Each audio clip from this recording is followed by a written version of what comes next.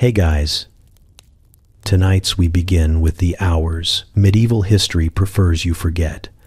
Not the battles, not the kings, but the long, dark stretch between sunset and sunrise when boredom becomes dangerous. You are standing in a candlelit room with no entertainment except gossip, dice, ghosts, and whatever the tavern owner did not clean off the floor. This is the medieval night shift, where people sing badly, gamble aggressively, scare themselves on purpose, and invent games that involve bones, fire, or mild risk of death. Fun is improvised, often illegal, and occasionally cursed. You are not relaxing tonight. You are surviving darkness with laughter, superstition, and very poor impulse control. This is what happens when humanity has too much night and not enough rules.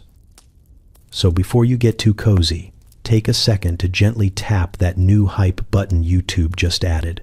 It really does help little guys like me push through the algorithm. And be sure to like the video and subscribe, but only if you genuinely enjoy this strange little corner of quiet storytelling. Drop a comment with where you're listening from and what time it is for you. It's strangely comforting to know who else is drifting off with us around the world. Now, get comfortable, let the day melt away, and we'll drift back together into the quiet corners of the past. Nightfall does not arrive gently. It slams into the medieval world like a door closing too hard. One moment the sun is limping toward the horizon. The next, the streets belong to shadow, smoke, and everyone who has been waiting all day to behave badly. You feel it immediately. The air changes. Sounds carry farther. Laughter feels sharper. Silence feels like a trap. You are taught that night is for rest, but no one here believes that. Night is when things slip, rules blur, faces become guesses. A man you nodded to politely at noon now squints at you like he is deciding whether you owe him money, an apology, or blood. Darkness does not calm the town. It agitates it, like shaking a box full of nervous animals and calling it bedtime. There are no streetlights, only torches that hiss and sputter like they are tired of being helpful. Their light stretches just far enough to suggest safety and not far enough to deliver it. Corners become personality tests. Doorways feel occupied even when they are not. Every sound arrives late and distorted. Footsteps echo behind you, then vanish, then return with friends. You learn quickly that going home early is suspicious. Anyone indoors too soon must be hiding something or avoiding someone. Honest people linger. They drink. They talk too loudly. They wander without destinations. Night rewards confidence, even fake confidence. Especially fake confidence. The streets grow crowded in a way daylight never manages. Daytime belongs to labor and hierarchy. Night belongs to everyone equally, which is to say, dangerously. Bakers argue with soldiers. Monks pretend not to notice prostitutes. Children dart between legs long past any sensible bedtime. No one is supervising. No one wants to. Every tavern leaks noise like a wound. Music tumbles out in crooked rhythms. Laughter bursts too suddenly to be trustworthy. You pass open doors and glimpse tables thick with cups, hands slamming wood, faces flushed from wine, and something closer to permission. People shout stories they already told earlier, but louder now. Convinced volume improves accuracy. Someone is losing money they cannot afford to lose, and smiling like it is a hobby. You realize that darkness gives people cover to become more themselves, or less. It is hard to tell which. A respectable woman pulls her hood lower and says something she would never say under the sun. A pious man laughs at a joke that would earn him a sermon tomorrow. Night is a mask, and everyone wears it badly. You also realize why the church keeps warning people about it. Darkness is not sinful on its own. It is just efficient. It speeds things up. Anger travels faster. Desire needs less encouragement. Rumors grow legs and start jogging. By candlelight, bad ideas feel inspired. Good ideas feel negotiable. Fights begin over nothing and end over pride. A bumped shoulder turns into a shouting match because there is an audience now. Torches gather people the way blood gathers flies. Someone cheers. Someone bets. Someone remembers an old grievance that suddenly feels relevant again. Night remembers everything you forgot during the day and brings it back without context. Even the quiet is loud.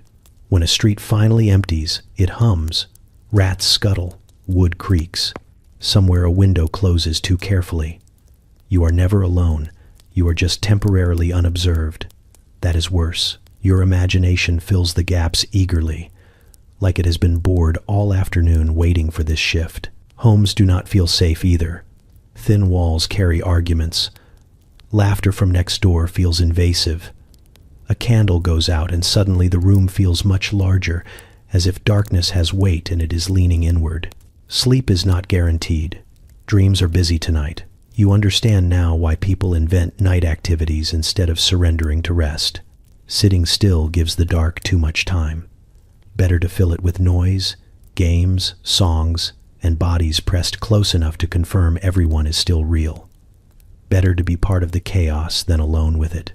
Night is not a pause between days.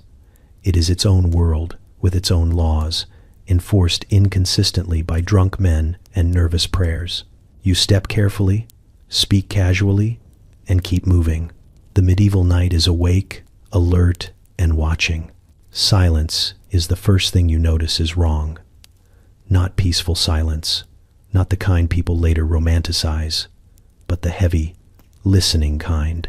The sort that makes you aware of your breathing and suddenly suspicious of it. In the medieval world, silence is never neutral.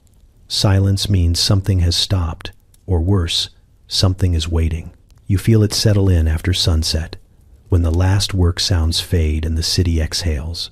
For a brief moment, there is quiet, and no one likes it. People glance at each other as if the air itself has broken a rule.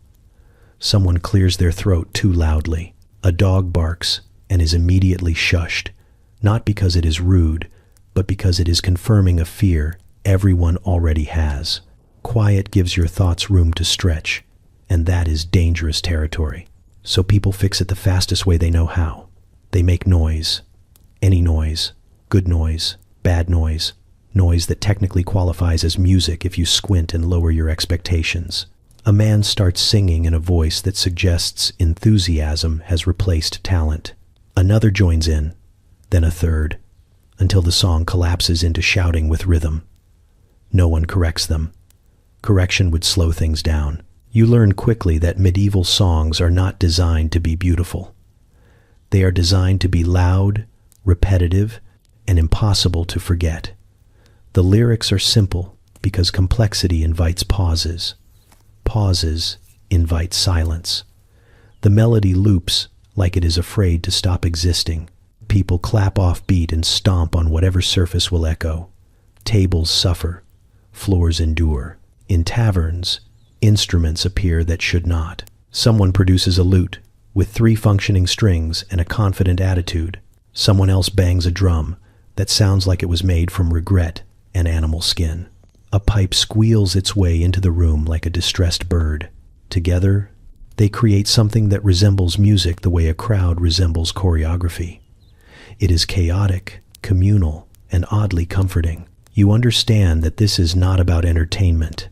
It is about occupancy. Sound fills space the way light pretends to. As long as noise is happening, the dark feels less clever. Laughter becomes a tool. Shouting becomes a declaration. Singing together proves you are not alone and not being watched by something with better night vision. Stories get louder too. Tales that were whispered during the day are now proclaimed with dramatic flair. Every ghost story includes hand gestures. Every miracle story grows additional details. Someone claims to have heard footsteps where there were none. Someone else insists that was just the wind, even though there is no wind, and everyone knows it. The argument becomes part of the noise, and that is the point. Silence, after all, is when the mind wanders. It remembers things. It imagines consequences. It wonders whether that shadow moved on its own. Medieval nights are long, and sleep does not arrive on command. If you lie still, the creaks of wood and distant animals start to sound intentional. Better to drown them out with a chorus of human nonsense. You notice how quickly people volunteer to sing even when they cannot, especially when they cannot. A bad song is better than no song. Off-key voices blend into a kind of safety net. Someone forgets the words and replaces them with whatever fits. No one objects. Accuracy is not the goal. Continuity is. Outside, the streets echo with similar efforts. Drunk voices bounce between stone walls. Rhythmic chanting erupts from nowhere and spreads like a rumor. Someone is playing a game that involves counting loudly and slapping someone else when they get it wrong. The rules are unclear, but the volume is impressive. Even prayers become louder at night. People mutter them not out of devotion but insurance. A prayer spoken loudly can scare off whatever listens in silence. Bells ring longer than necessary. Someone bangs on a door just to hear it answer. Children sing nonsense, rhymes that make no sense, and that is why they work. When the noise finally thins, everyone stiffens. Cups pause mid-air. A song trails off and collapses. For a heartbeat, there is nothing. The kind of nothing that presses against your ears. Someone laughs too sharply. Another starts clapping for no reason at all. The sound returns quickly, relieved, like it nearly forgot its job. You realize medieval people are not afraid of the dark itself. They are afraid of what happens when there is nothing to interrupt it. Silence gives night too much authority. Noise takes some of it back.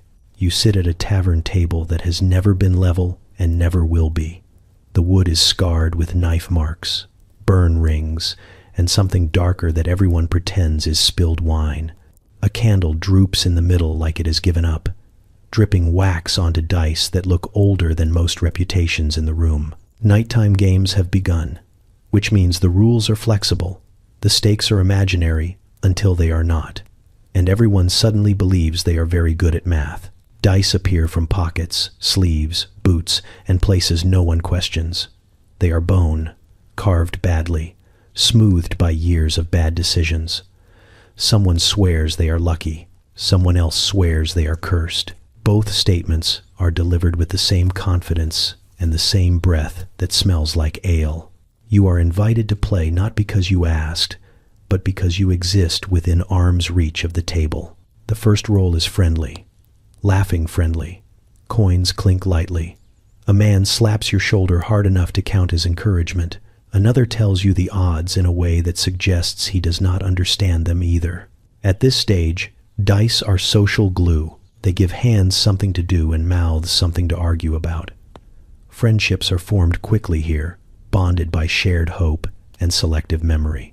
As the night deepens, the game tightens. Coins become promises. Promises become objects. A ring changes hands. A knife is placed on the table not as a threat, but as collateral, which is somehow worse. Someone says, "Just one more roll," the most dangerous sentence available after sunset. Everyone nods, because everyone believes it. You learn that dice do not just decide winners, they decide hierarchy. A lucky streak turns a nobody into a temporary king. A losing run strips confidence like bark from a tree. Jokes sharpen, compliments fade. Someone accuses someone else of cheating, a charge that lands heavily in a room full of people who all are, technically, cheating in different ways. The tavern owner pretends not to notice. This is good for business. Fights mean drinks spilled and drinks reordered. He wipes the same spot on the counter over and over, listening with one ear for the sound of furniture moving too fast. Dice games end friendships faster than sermons ever could. A bad roll feels personal. A good roll feels stolen. You notice how carefully people watch hands. Eyes flick down at the moment of the throw, then snap back up to faces, searching for guilt or triumph. Silence falls between rolls, thick and tense, broken only by the rattle of bone on wood. That sound is the heartbeat of the table. Everyone leans in, even those pretending not to care. Debts stack invisibly. No one writes them down. Memory is the ledger, and memory is selective. A man claims you owe him more than you remember agreeing to. Another insists he will pay tomorrow, a word that means nothing at night. Someone laughs too loudly to hide worry. Someone else grows very quiet. At a nearby table, voices rise. A game has gone wrong there. A cup is overturned. A chair scrapes back. Accusations fly, vague but sharp. Cheater, liar, thief. Words that do not require proof once spoken loudly enough. The crowd watches without intervening, because this is also part of the game. Outcome unknown, odds unfavorable. Back at your table, the stakes climb again. A man bets his coat, despite the cold outside. Another bets a favor, unspecified but ominous. Someone jokes about betting their life, and everyone laughs, which feels like tempting something that is already listening. The dice roll again. This time, the loser does not smile. He stares at the table as if the wood betrayed him personally. His hand tightens around a cup until it cracks. Someone suggests another round to smooth things over. Someone else suggests leaving while still breathing. The disagreement escalates quickly because the night is tired and patience thins with every candle that burns down. You realize that dice are not really about chance. They are about control.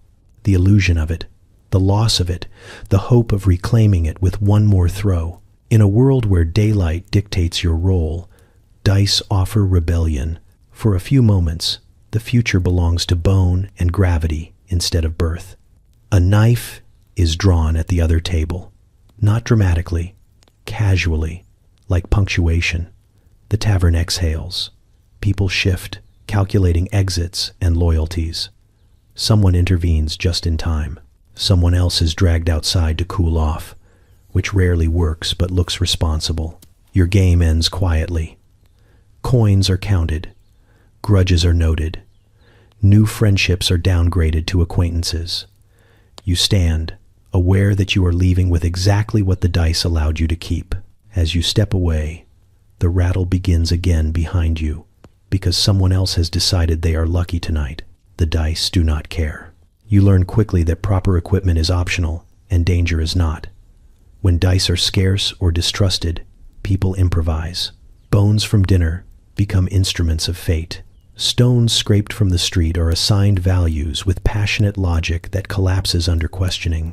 Someone produces a handful of marked sticks and swears this is how it is done in another town, a town no one can verify and no one cares to. The table changes shape depending on the game. Sometimes it is flat and formal. Sometimes it is the floor.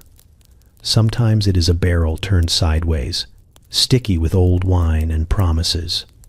Coins are not always welcome. They are too predictable. Real excitement comes from wagering things that matter in ways money cannot immediately fix. Gloves, tools, food meant for tomorrow, information, favors that sound harmless until you imagine explaining them later. You notice how the rules are explained differently to everyone. The confident players speak quickly, layering instructions like spells. By the time you realize something was omitted, the game is already in motion. No one lies outright. They simply move fast and smile while doing it. Confusion is part of the entertainment. Bones clatter across the surface, notched and uneven, bouncing unpredictably. Someone claims the bounce favors courage. Someone else insists it punishes arrogance. Both statements are delivered by people who have just lost. When a bone rolls off the table and lands near the fire, everyone leans in as if it might decide something important on its own. Stones are thrown, dropped, flicked, and occasionally swallowed by shadows under benches. Each disappearance is treated like a sign. The crowd murmurs approval or disapproval depending on whose turn it was. Superstition fills any gap left by fairness. A chipped stone is lucky until it is not. A smooth one is dangerous because it feels confident. Improvised games thrive because they feel illegal even when they are not.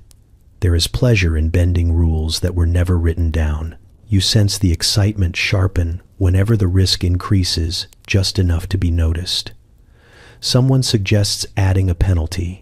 Someone else suggests adding a physical consequence. Laughter follows, but it is the kind that tests the idea rather than dismisses it. You play a game involving bones tossed into a circle drawn with ash. Miss the circle and you drink. Hit the circle and someone else drinks. Hit the center and you choose who drinks. The brilliance of it is how quickly it escalates. Cups refill, hands shake slightly. Aim becomes a memory. Another game uses stones hidden in fists. Guess wrong and you owe something. Guess right and you take something. The guessing grows personal. People stare too long. Accusations surface disguised as jokes. Someone insists they can read faces. Someone else insists faces lie. Both are correct often enough to keep going. Danger seeps in quietly. A wager includes a knife not as a threat but as proof of seriousness. Someone bets a story they promise not to tell. Someone else bets silence, which feels heavier. The crowd tightens. Games like this feed on attention. The more people watch, the harder it becomes to stop. You realize these games exist because safe fun is suspicious. Enjoyment without consequence looks lazy. Medieval knights respect effort. Bruises are proof you participated. Embarrassment is proof you tried. Winning without risk feels like cheating the universe. At one point, someone introduces a game that involves throwing objects near bare feet. Accuracy matters. So does trust. You flinch when a stone skids closer than expected. Laughter erupts. Half relief, half disappointment. Someone says you are lucky. Someone else says luck runs out. Both sound like warnings. The tavern owner watches from a distance, calculating when to intervene. He allows the games to continue as long as blood stays theoretical. The moment it becomes practical, he will pretend it was never allowed. Everyone understands this agreement. It keeps things lively without paperwork. As the night wears on, the objects grow stranger. Buttons, teeth, a bent spoon. Each carries its own mythology within minutes. Someone insists the spoon remembers meals. Someone else insists teeth remember pain. The logic is questionable but delivered with conviction, which is the local currency. You lose something small and feel it more than expected. You win something meaningless and feel proud anyway. That is the trick. The objects matter less than the moment they represent. For a brief time, your fate balanced on something you could hold. Eventually, someone gets hurt enough to matter. Not badly, but visibly. The games pause. Concern flickers, then fades as the injury is deemed survivable. A new game is proposed almost immediately, adjusted slightly to account for the damage. Entertainment here is not about passing time. It is about testing it. Bones, stones, and scraps become excuses to feel alive in a world that prefers endurance over joy. When the games finally dissolve, you carry with you the quiet understanding that if it had been safer, no one would have bothered.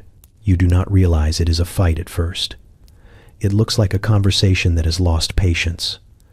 Two men stand too close, voices low and tight, faces flushed from drink and pride. The circle forms naturally, the way water finds a crack. People drift nearer under the excuse of curiosity, then stay because this is better than sitting. Someone places a bet before the first blow lands. Not loudly, casually. A coin slides across a table edge. Another follows. The idea spreads faster than the argument ever could. By the time fists rise, there is already money in motion. These fights are not official. No referee. No rules beyond what the crowd decides in real time. There is no bell to stop it, and no one assigned to care if it goes too far. That uncertainty is the appeal. A sanctioned fight is a performance. This is a gamble with consequences. The first punch is sloppy. Cheers erupt anyway. People shout encouragement that sounds suspiciously like instructions. Someone yells advice that contradicts itself. Someone else laughs too hard. Already drunk on the possibility of violence, you feel the crowd lean forward as one body, hungry and focused. More bets are placed mid-fight. Odds shift based on blood, balance, and who looks angrier. Someone bets on the man already losing because comebacks make better stories. Someone bets against him because teeth matter. Coins change hands without counting. Trust is implied and rarely honored. You notice how no one calls for help. Even when a nose breaks with a sound like splitting fruit, the crowd roars approval. pain is proof the event is working. A fight that ends quickly disappoints everyone involved. They wanted more time to choose sides. The fighters are not professionals. That is obvious.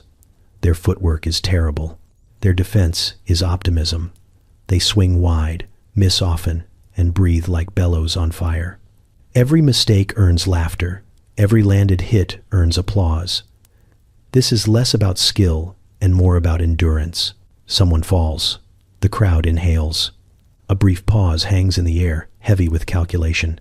Is this over? Should it be? The man on the ground moves, barely, and the crowd exhales in relief. The fight continues. Survival is the minimum requirement. You feel the strange morality of it settle in. This is not cruelty for cruelty's sake. It is participation. Everyone here has been powerless all day. Watching two people choose violence gives the rest permission to feel something sharper than fatigue. A second fight breaks out nearby, inspired rather than planned. A shove becomes a challenge. A challenge becomes a spectacle. The crowd splits briefly, then rearranges itself to accommodate both. Someone runs between circles, shouting odds like a town crier with a gambling problem. There are moments when it nearly stops. When someone hits the ground wrong, when a head strikes stone, the cheering falters. Eyes dart. Someone mutters a prayer they do not finish. But if the fallen person twitches, even slightly, the noise surges back. Crisis avoided. Entertainment resumes. You notice how quickly the crowd absolves itself. They are not responsible.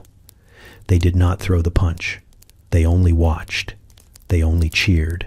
Accountability dissolves in numbers. If everyone is complicit, no one feels guilty enough to leave. At one point, a fighter stumbles toward the edge of the circle, eyes unfocused. Someone pushes him back in. Not aggressively, practically. The message is clear. Finish what you started, or disappoint us all. The man swings again, fueled by something that looks like stubbornness and fear. When it finally ends, it does not feel like a conclusion. One man is standing, the other is not. That is enough. The crowd disperses quickly, interest spent. Bets are settled loudly and unfairly. Arguments flare over technicalities invented seconds ago. Someone claims a debt. Someone denies it. A new conflict threatens to begin. The loser is dragged away by friends or by gravity. The winner raises his arms and then lowers them when he realizes no one is watching anymore. Glory here is brief and unpaid. Injury lingers. You stand there, aware that you just watched something that could have ended much worse. You cheered once without meaning to. It surprised you how easy it was. Night makes spectators of everyone. You sit close enough to the fire that your shins feel toasted and your back feels ignored.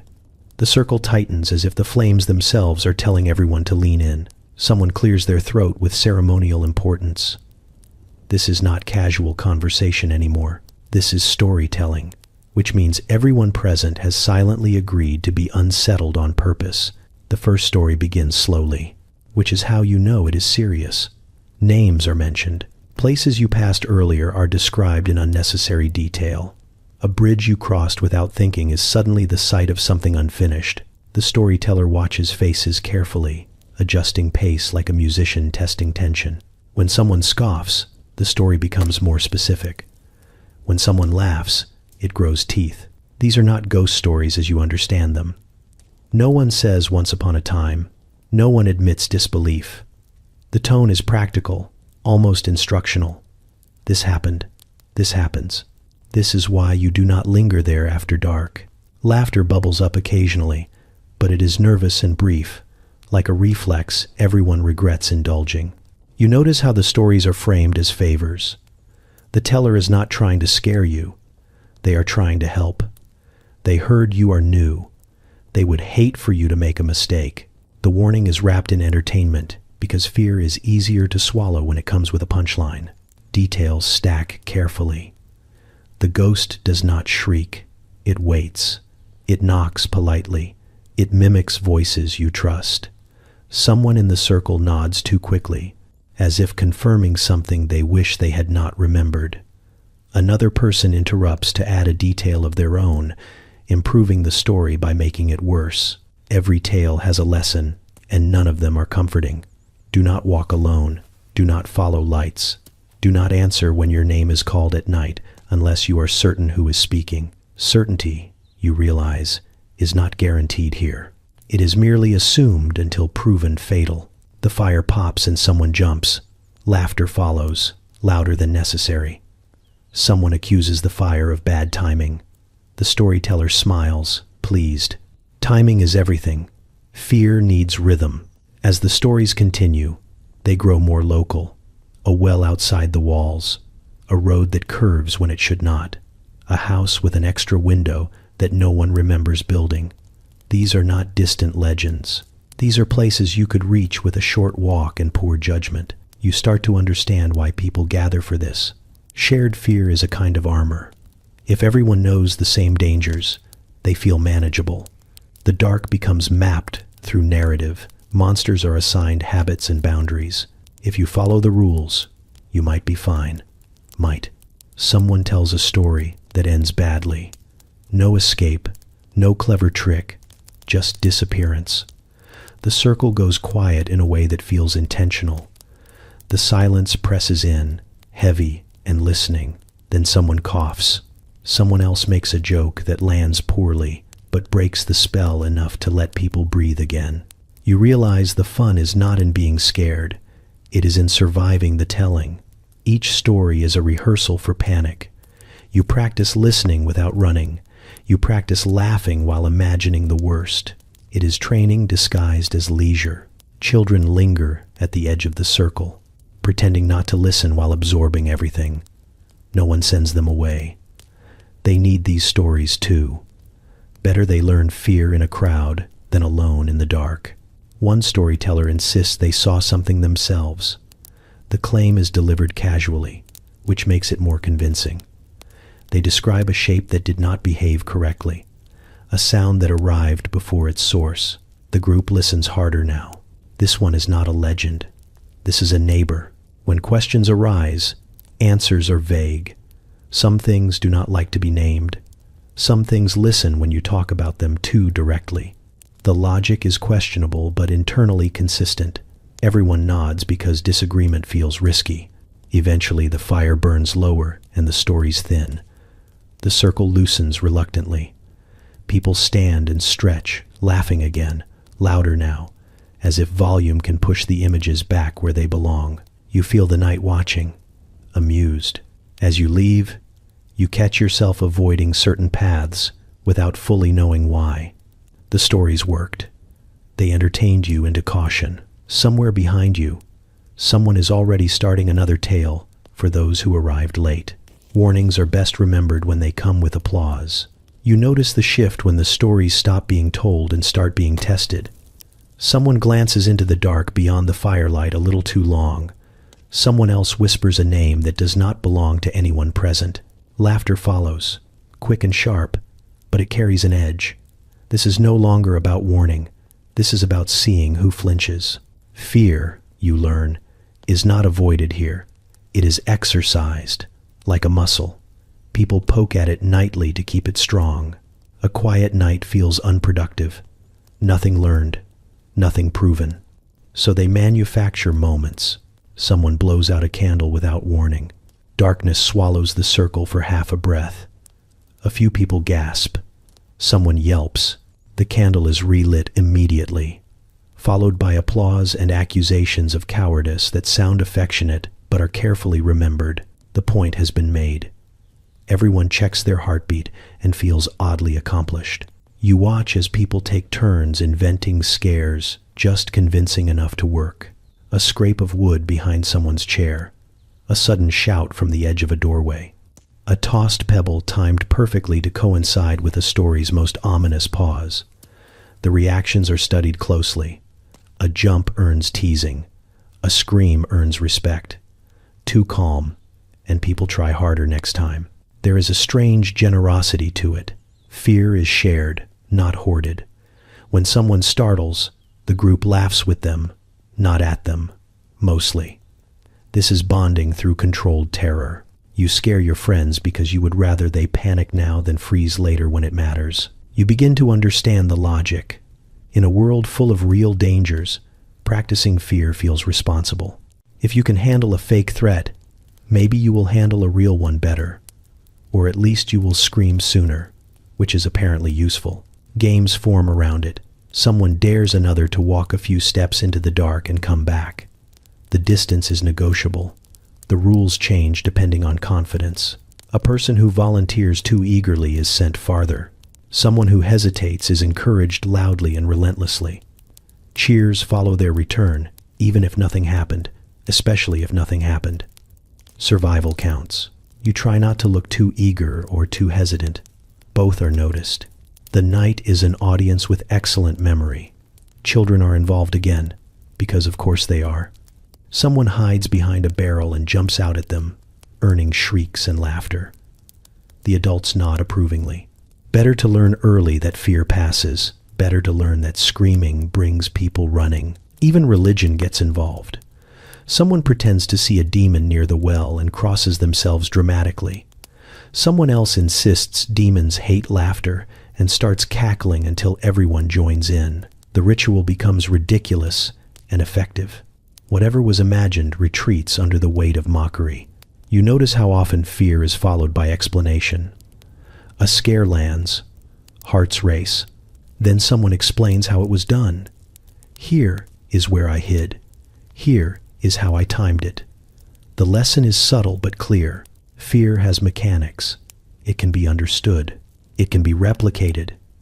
It can be managed. Not all scares are kind. Sometimes someone pushes too far. A scream lingers too long. A person goes quiet instead of laughing. The group recalibrates quickly. Apologies are made through jokes. Someone offers a drink. The night wants tension, not trauma. There is an unspoken line, blurry but enforced. You participate eventually. Not boldly, but enough. You knock on a door and run. You whisper a name behind someone's back. You feel the thrill when it works and the embarrassment when it does not. Either way, you are included now. Fear is currency, and you have paid in. As the hours pass, the scares grow sillier. Exhaustion dulls precision. A dramatic howl turns into coughing. A planned jump becomes a stumble. Laughter overtakes intention. The night softens as it wears on. Still, one last scare always lands hardest. Someone waits until everyone relaxes, until conversation drifts, until guards drop. Then a sudden noise slices through the calm. Chairs scrape, a curse flies, hearts pound, and then laughter floods back in, louder than before. Fear, you realize, gives shape to the night. It fills empty hours with purpose. It sharpens senses dulled by routine. It reminds everyone that being alert is not the same as being unhappy. When the darkness finally loosens its grip, people head home lighter than they arrived. They scared each other because it worked. You realize quickly that medieval drinking games are not about having a good time. They are about sorting people, stripping them down socially, emotionally, and occasionally physically, until everyone knows exactly where they stand and who should not be trusted near sharp objects. Joy is incidental. Chaos is the objective. The game begins innocently enough. A cup is filled. A rule is announced loudly and incorrectly. Someone drinks because they blinked at the wrong time. Laughter follows, warm and inviting, the kind that pretends this is harmless. It is not. The rules multiply like rats. Miss a word in a song, drink. Interrupt a story, drink. Fail to catch a cup tossed unexpectedly across the table, drink, and apologize for disappointing everyone. You are welcomed eagerly. New participants are valuable. Fresh dignity is a resource meant to be depleted. Someone explains the game to you while someone else changes it mid-sentence. You nod because hesitation is weakness here. The cup is pressed into your hand before you can ask what is in it. It tastes like poor planning and optimism. The real danger is not the alcohol. It is the attention. Every move you make is observed, interpreted, and weaponized. Someone points out the way you drink. Too fast, too slow, trying too hard. Someone invents a rule about it on the spot. The group agrees instantly. Democracy works beautifully when everyone wants the same thing. Drinking games here are not fair. They are performative. The loudest players rarely drink. The quiet ones drown. Someone pretends to forget the rules to force someone else to drink. Someone remembers rules that never existed and insists they have always been there. Arguments erupt and are resolved by more drinking, which feels efficient. Songs are involved because music makes humiliation festive. Verses repeat endlessly, designed to trip tongues already struggling. Miss a word and the table erupts. The punishment is swift. Someone pounds the table in rhythm. Someone else laughs so hard they spill their drink and are punished for that too. Mercy is considered suspicious. As the night drags on, the games turn personal. Names are invoked. Questions are asked that should not be answered honestly. Refusal is treated as confession. A man drinks rather than explain himself. A woman drinks rather than deny something everyone already believes. Secrets slide out disguised as jokes and land heavier than intended. You watch alliances form and dissolve in real time. Two friends conspire to protect each other until one slips, then the other hesitates just long enough to be noticed. The room pounces. Loyalty is tested constantly, and failure is educational. Someone proposes a game that involves standing. Balance is now part of the challenge. People sway. The floor feels offended by the attempt. A stumble earns cheers. A fall earns a chant. Someone is helped up only to be given another cup. Kindness here is circular and cruel. You feel yourself changing. Words come easier and wiser at the same time. Decisions feel bold until they are irreversible. You laugh at things you would judge in daylight. You participate in someone else's embarrassment because not participating would isolate you next. At some point, someone drinks too much too fast. The room goes quiet for half a breath. This is the line. Everyone pretends not to see it, because acknowledging it would end the game. Someone cracks a joke. Someone refills a cup. The moment passes. The destruction is subtle but thorough. Reputations bend. Hierarchies reset. Someone cries quietly near the door, while someone else sings loudly to cover it. Tomorrow, apologies will be made, but tonight, they would ruin the momentum. When the games finally sputter out, the room looks altered, tables stickier, voices hoarse, people closer or farther apart in ways that will matter later. You step outside into cooler air, head spinning, ears ringing, stomach negotiating terms. You understand now. These games are not about drinking together. They are about surviving together, badly, loudly, and memorably.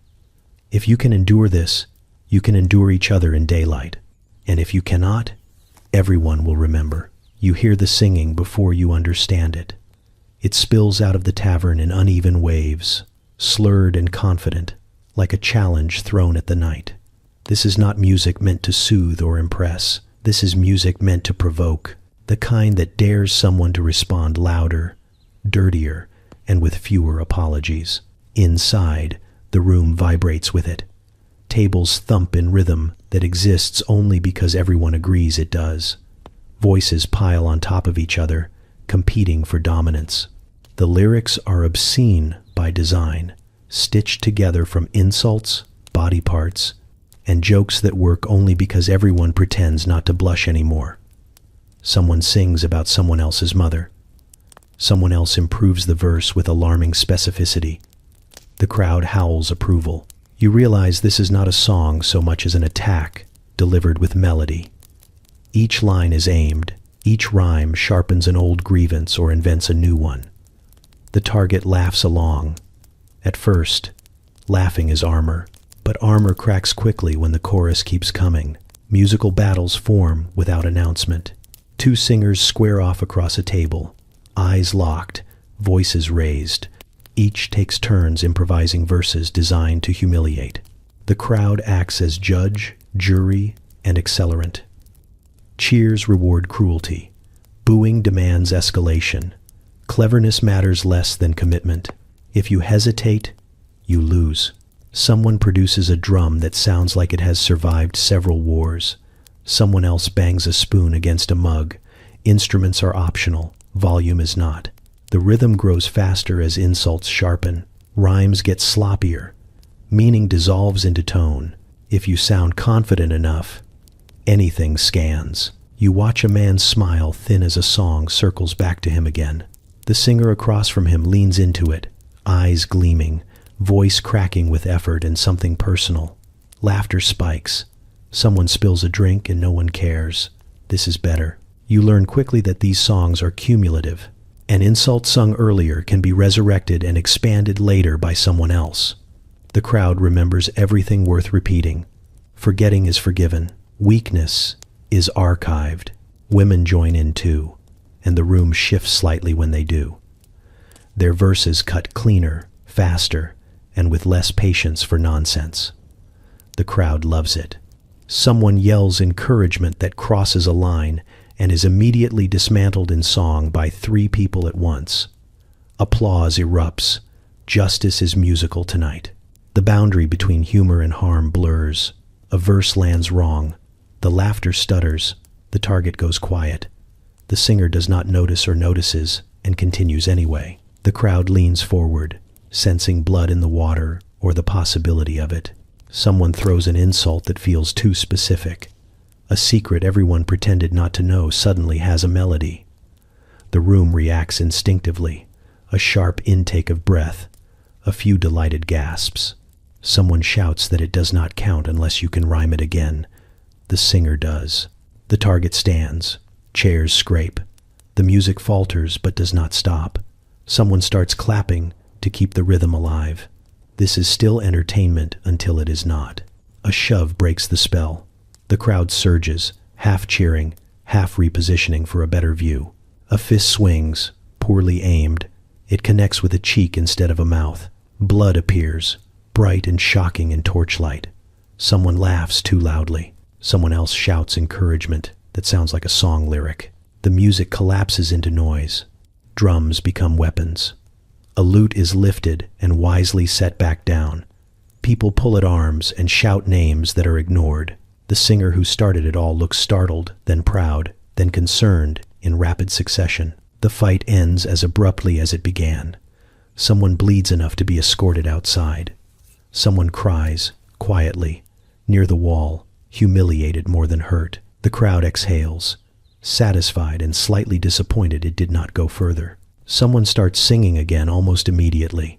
A different song, lighter, pretending nothing happened.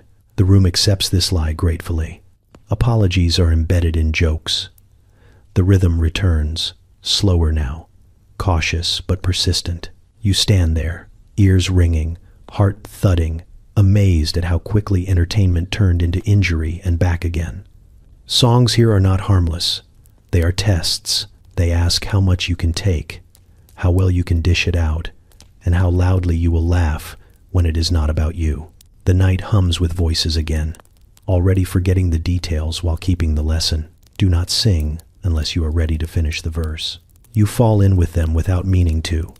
Nightwalkers do not announce themselves. They drift, collect, and suddenly you are part of a moving problem. No destination, no purpose anyone will admit to, just motion for its own sake. Like the streets are a board game and everyone wants another turn. They walk slow at first, testing the night. Boots scuff stone. Someone whistles badly. Someone else answers with a louder, worse whistle. The group grows as doors open and people step out, drawn by noise and the promise that something might happen if they stay awake long enough. Faces blur in torchlight. Names are optional. Intentions are not discussed. You learn that night walking is not wandering.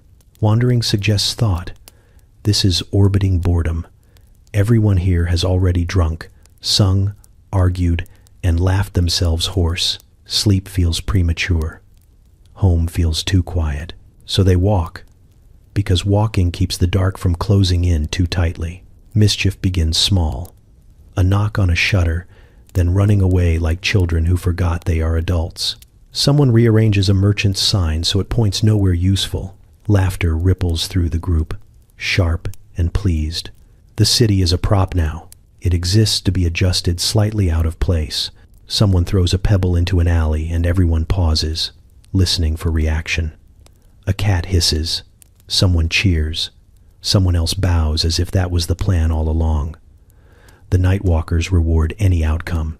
Success is optional. Participation is not. They talk as they move, conversations tangling and unraveling. Gossip travels fastest on foot. Stories repeat with new embellishments every few steps. By the end of the street, you are no longer sure which version you heard first. No one corrects anything. Accuracy is for daylight. You pass houses where candles still burn behind shutters. Someone suggests a dare. Another suggests a joke. The difference is theoretical. A rude song is sung quietly enough to be deniable. A rude gesture is made boldly enough to be remembered. Somewhere behind a door, someone shifts uncomfortably and pretends not to hear. The walkers feed off reaction. A window opens and someone shouts. The group scatters briefly, then reforms down the street, laughing harder for having been noticed. Attention is proof of existence. Being chased is a compliment. You notice how carefully they avoid actual danger while pretending not to. Dark alleys are approached, peered into, then bypassed with exaggerated bravery. Someone boasts about going farther last time. No one asks for details. Courage here is narrative, not practice. As the night deepens, the mischief sharpens. A bucket is tipped over. A stack of crates is nudged just enough to collapse loudly. The crash echoes like thunder. Everyone freezes, then bursts into laughter, so loud it feels like a challenge. No guards appear. The city, it seems, is tired. They roam past familiar places, made strange by darkness. The well looks deeper. The square looks wider. Statues seem to listen. Someone salutes one mockingly. Someone else apologizes just in case. Humor and superstition coexist comfortably here. You realize the walking itself is the entertainment, the uncertainty, the shared vigilance, the way everyone watches for movement while pretending they are fearless. Night walkers are not looking for trouble. They are seeing how close they can get without being caught. Eventually, the group thins. Some peel off, satisfied. Some stumble home, laughter trailing behind them like smoke. The core remains, restless and stubborn. They circle back, through streets already traveled, hoping repetition will produce novelty. Sometimes it does. A final act of mischief is proposed and abandoned. Fatigue sets in. Jokes lose their edge. Feet drag. The night feels heavier now, less playful. This is usually when someone does something stupid enough to matter. But tonight, mercy intervenes in the form of exhaustion. You stop with them at an intersection where paths diverge. No one marks the end. They simply drift away, one by one, into doorways and shadows. The spell breaks quietly. You stand alone for a moment, listening to the city settle. The streets feel altered, like they remember being used improperly. Night walking leaves no monuments, just echoes, displaced objects, and the faint satisfaction of having stayed awake long enough to matter to the dark. You hear about it before you see it. Word moves faster than daylight ever did. A punishment is scheduled, which means the evening has plans now. People adjust their routes, finish dinner early, bring children who should already be yawning. This is not treated like an interruption. It is treated like an event. You arrive to find a crowd already forming, loose and conversational, as if waiting for a musician to tune an instrument. Someone sells food nearby that smells aggressively fried. Someone else hands a child a sweet to keep them quiet. The scaffold stands in the center like a stage, solid and familiar. It has been used before. It will be used again. No one whispers. This is not a somber affair. People greet neighbors. They discuss the accused with the casual tone reserved for bad weather. You hear opinions delivered confidently by people who learned the details minutes ago. Guilt is assumed because otherwise this would be awkward. Families cluster together. Children perched on barrels or shoulders for a better view. Parents point things out in advance. That is the post. That is where the hands go. Do not stare when the crying starts unless you want nightmares. This is education disguised as recreation. The condemned arrives, escorted, not dramatically, just efficiently. The crowd quiets briefly, more out of habit than respect. Someone clears their throat. Someone else coughs. The person looks smaller up close, which feels disappointing to some. Villains are expected to take up space. The punishment begins, and the crowd reacts like an audience that knows when to clap. Gasps come on cue. A few cheers escape before being reconsidered. Laughter breaks out at moments that should not be funny but are, somehow, when viewed from a distance. Pain delivered publicly becomes abstract quickly. You notice how the crowd narrates everything. That must hurt. He deserves worse. My cousin had the same sentence. The commentary fills gaps where empathy might creep in. Talking keeps the discomfort manageable. Children ask questions. Adults answer carefully and incorrectly. This is why we obey. This is what happens if you steal. This is not usually this loud. The child nods, absorbing rules through spectacle. Fear delivered early saves time later. Someone throws something, not maliciously, playfully. The object misses, and someone laughs. Another object follows. The guards pretend not to notice until it becomes excessive, then restore order with a look that promises participation next time if lessons are not learned. You realize that public punishment works because it involves everyone. The condemned suffers, but the crowd participates by watching. Responsibility spreads thin. No one here feels cruel. They feel informed. They feel included. As the punishment continues, attention drifts. Conversations resume. People debate dinner plans. Someone tells a joke that lands well. The punished person becomes background noise, like a fire crackling. The human capacity to normalize anything is impressive and unsettling. When it ends, there is a collective release. Some clap, some sigh, some complain it was shorter than expected. Children are lifted down and adjusted. Coats are pulled tighter. The evening continues. You hear people discuss it afterward like a performance review. Could have been worse. Seen better. The executioner was sloppy tonight. The condemned cried too early. Someone mentions they preferred last winter's punishment because it had more build-up. Walking away, you feel the strange blend of satisfaction and discomfort settle in. The event filled time. It gave everyone something to talk about. It reinforced rules without requiring reading. You understand now why these punishments are public and timed for evening. Darkness amplifies emotion. Crowds amplify courage.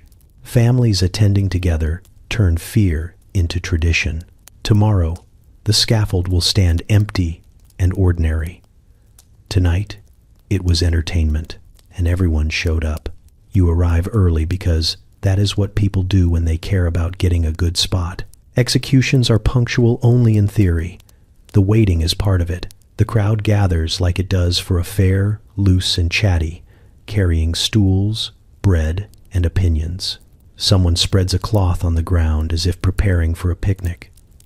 Someone else unwraps food that smells comforting in a way that feels inappropriate but effective. The platform waits ahead of you, solid and familiar, dressed up just enough to feel official. It has been cleaned recently, which is either considerate or unsettling depending on how long you think about it. You do not think about it long because someone nearby is already arguing about whether this execution will be quick. Bets are placed quietly, not on survival, that would be gauche, but on duration, composure, whether the condemned will speak. Children weave through legs chasing crumbs. Parents pretend not to notice until the moment a question is asked loudly. Then explanations arrive fast and simplified. This is justice. This is order. Finish your bread. The child nods and watches closely. When the condemned appears, the crowd shifts like a single animal adjusting its stance. Heads crane. Conversations pause mid-sentence, then resume softer, as if volume might influence outcome. The person looks smaller than expected, which draws disappointment, murmured politely. Someone says they expected more drama. Someone else says it is better this way. Commentary begins immediately. You hear assessments delivered with confidence. Guilty, obviously. Should have known better. My cousin once met him. He always looked shifty. Facts assemble themselves on the fly, arranging into a story that makes this moment feel earned. The executioner steps forward, and the crowd applauds lightly, out of habit more than enthusiasm. This is a professional courtesy. Someone critiques the outfit. Someone else praises last month's performance. Standards exist here, and they are discussed openly. As the proceedings begin, the atmosphere settles into something oddly festive. People eat. Someone offers you a bite of something fried, and you accept because refusing would feel rude. A man near you narrates every movement as if explaining a play to someone who arrived late. Now comes the speech. That is the prayer. Watch his hands. Always watch the hands. When the moment arrives, it does not explode. It lands. The sound is wrong. Too final. A few people gasp. A few cheer before correcting themselves. Someone laughs nervously and is shushed by a neighbor who insists on decorum despite having just spilled wine. You notice how quickly the crowd adapts. Shock fades. Analysis begins. Was it clean? Was it fair? Someone complains about visibility. Someone else says the angle was better from the left. A child asks why the man stopped moving. An adult answers with a metaphor that does not quite work. The body becomes scenery almost immediately. People talk around it, over it, through it. The executioner performs the final motions with practiced efficiency. Applause follows, scattered but sincere. The crowd appreciates closure. As things wrap up, conversations swell again.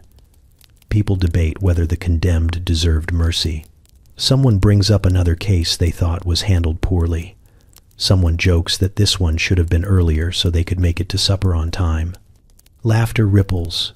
Relieved and unburdened, you realize the theater comparison is not metaphorical. There is pacing, audience engagement, and critique. People compare this execution to others they have seen. Rankings are implied. Preferences are declared. Memory turns death into a series. When the platform is cleared, the crowd disperses with surprising speed. Hunger returns.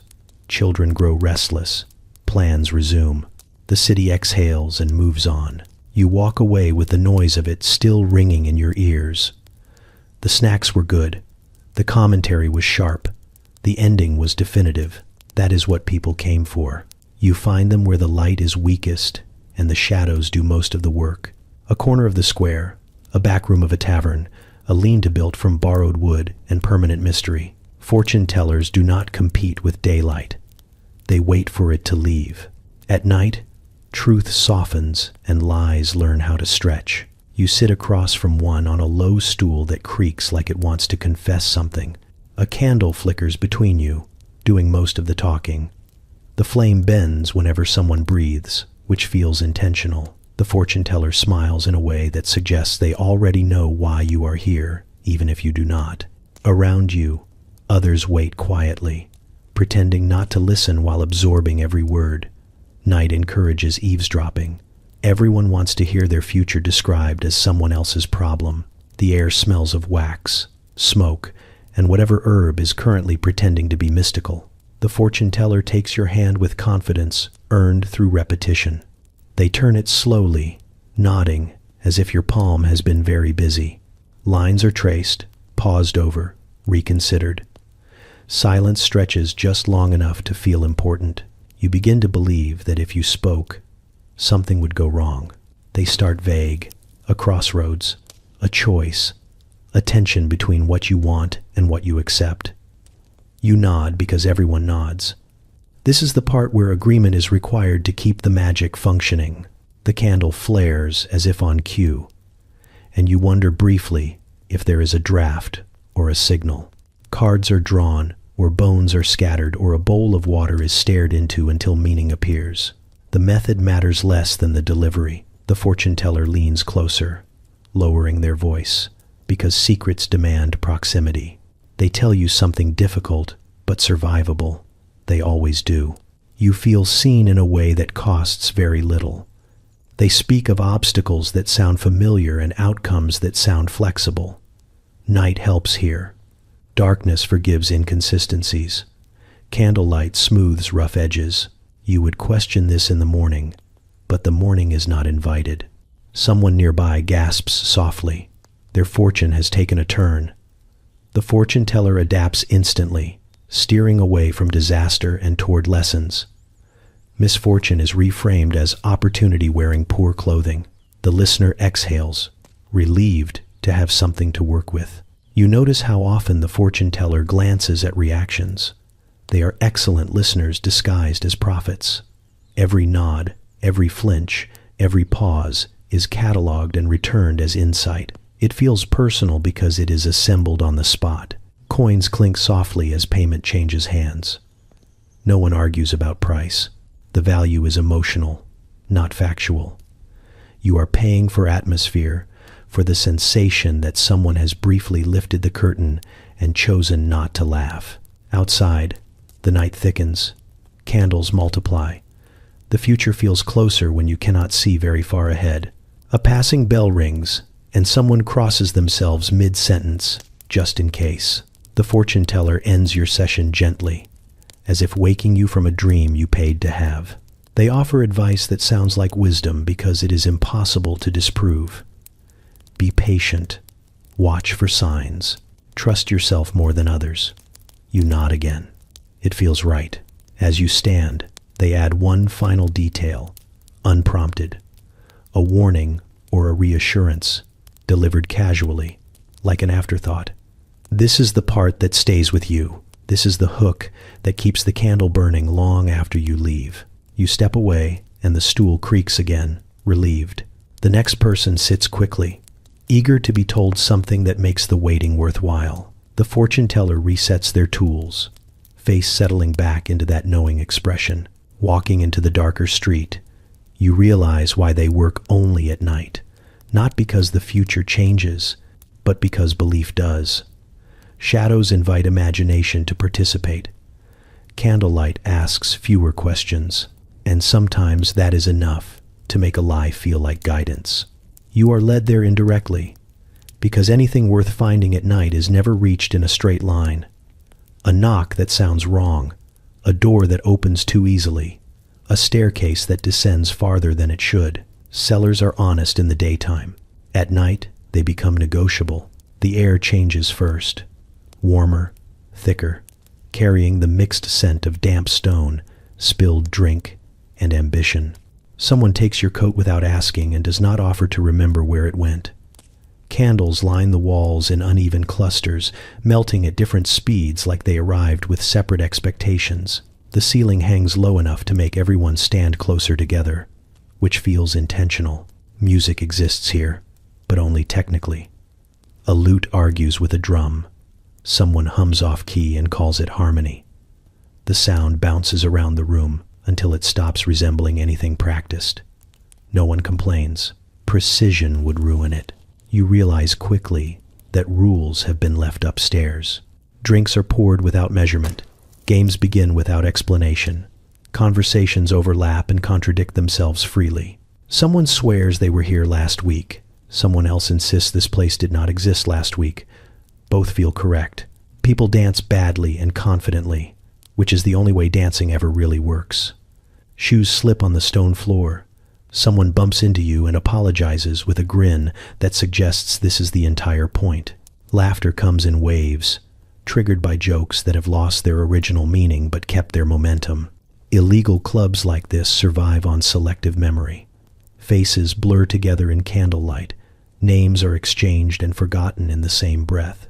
What happens here is not exactly secret. It is simply uninterested in being recorded. A man near you claims to be a minor noble. A woman across the room claims to have seen him cleaning stables last month. They toast anyway. Status loosens its grip when the ceiling is low and the drinks are strong. You notice how everyone speaks slightly louder than necessary. Not to be heard, but to feel real. Night makes people unsure of their edges. Noise fills the gaps. Somewhere in the back, a game escalates. Coins appear, then disappear. Someone cheers prematurely. Someone else demands a rematch for reasons that are emotional, not logical. A candle is knocked over and caught before it can cause consequences. The room applauds the save like it was planned. The drinks taste inconsistent. One burns, one sweetens, one makes you question the wisdom of swallowing anything offered without explanation. No one asks what is in them. Curiosity would slow things down. You hear fragments of confessions that may or may not be sincere. The seller encourages honesty but does not enforce it. People say things they will half remember tomorrow and reinterpret generously. Memory here is flexible, cooperative. A pair of guards passes somewhere above. The music drops for half a breath, then resumes louder than before. Defiance feels safer when shared. Someone jokes that if they are caught, they will all claim to be praying. No one laughs too hard at that. Time behaves poorly underground. Minutes stretch. Hours fold. Someone announces it is very late. Someone else insists it is still early. Both are ignored. The night has decided to keep you. You begin to understand the appeal. In a world governed by daylight rules and public consequences, this seller offers plausible deniability. If you forget, it still happened. If you remember wrong, no one corrects you. At some point, the music stops because the musician has wandered off mid-song. Dancing continues anyway. The rhythm survives independently. Someone claps, someone stomps. The floor joins in. When you finally climb the stairs back into the night, the air feels thinner, less forgiving. The door closes quietly behind you, returning the seller to rumor. You walk away carrying sounds that do not translate and faces that refuse to settle into clarity. Tomorrow, you will describe the place differently than anyone else who was there. That is how it stays hidden. You sit at a table scarred by generations of elbows and decisions that felt clever at the time. The board is placed between you like a challenge disguised as leisure. Someone explains the rules badly on purpose. Someone else corrects them with authority they have not earned. This is how the night begins. The pieces are simple. Wood, bone, stone, whatever survived long enough to be useful. They feel heavier than they should, weighted with meaning that only appears after you move the wrong one. You are told the goal. You are not told the shortcuts. Those are learned through loss. Around the table, faces tighten into polite seriousness. Games here are not casual. They are tests of patience, memory, and how well you tolerate being wrong in front of witnesses. Someone smiles too early. Someone else watches hands instead of the board. You realize quickly that strategy matters less than perception. The first moves are cautious. Everyone pretends they are thinking deeply when they are actually gauging personalities. Who rushes, who hesitates, who cannot resist commentary. You learn more from the pauses than the plays. Cheating arrives softly. A piece nudged when no one is looking. A rule reinterpreted mid-turn. A suggestion offered that benefits exactly one person. No one calls it out directly. Accusations would slow the game. Instead, grudges are planted quietly, like seeds that will be watered later. You make a move that seems safe, and immediately regret is replaced by suspicion. Someone laughs, not kindly. Someone says nothing, which is worse. The board has shifted and you are not sure how, but everyone else seems pleased. Games stretch. Drinks appear and disappear. The table becomes stickier. Someone insists the board was set up wrong. Someone else insists it was always this way. Memory becomes a weapon wielded by the confident. You notice alliances forming that have nothing to do with the game. Old slights resurface through play. A bad move from last winter is referenced casually, like it never stopped mattering. Someone sacrifices a piece not for advantage, but to inconvenience a rival. The table hums with personal history. Winning feels temporary. Losing feels instructional. Both are discussed loudly. Advice is offered after the fact with generous hindsight. If you had only seen that coming, you nod, because nodding costs less than arguing. At some point, the game changes without announcement. New rules appear because someone needs them. Old rules vanish because they are inconvenient. The board remains the same, but the agreement around it has evolved. This is not chaos. This is tradition. A dispute breaks out over a move that cannot be undone. Voices rise. Someone stands. Someone else reminds them this is just a game, which guarantees it is not. The room leans in. Resolution comes through compromise that satisfies no one but allows play to continue. You learn to watch for tells. A twitch before a bold move. A sigh before deception. The way someone reaches for their drink when cornered. Strategy becomes less about pieces and more about people. When someone finally wins, the victory is contested immediately. Explanations are demanded. The board is examined for flaws. Someone claims they would have won if not for an earlier injustice that has now grown in importance. The winner accepts congratulations cautiously, knowing favor is temporary.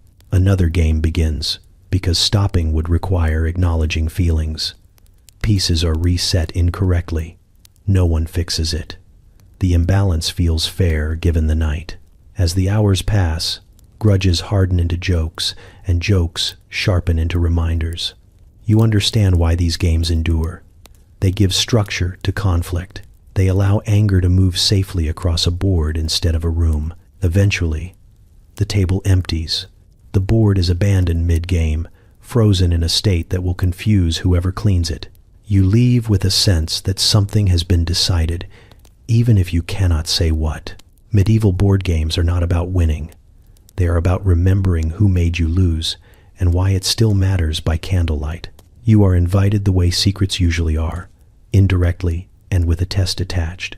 Someone mentions a meeting that never happens during the day. Someone else asks if you sleep well. This is not concern. This is screening. The society does not have a name that survives repetition.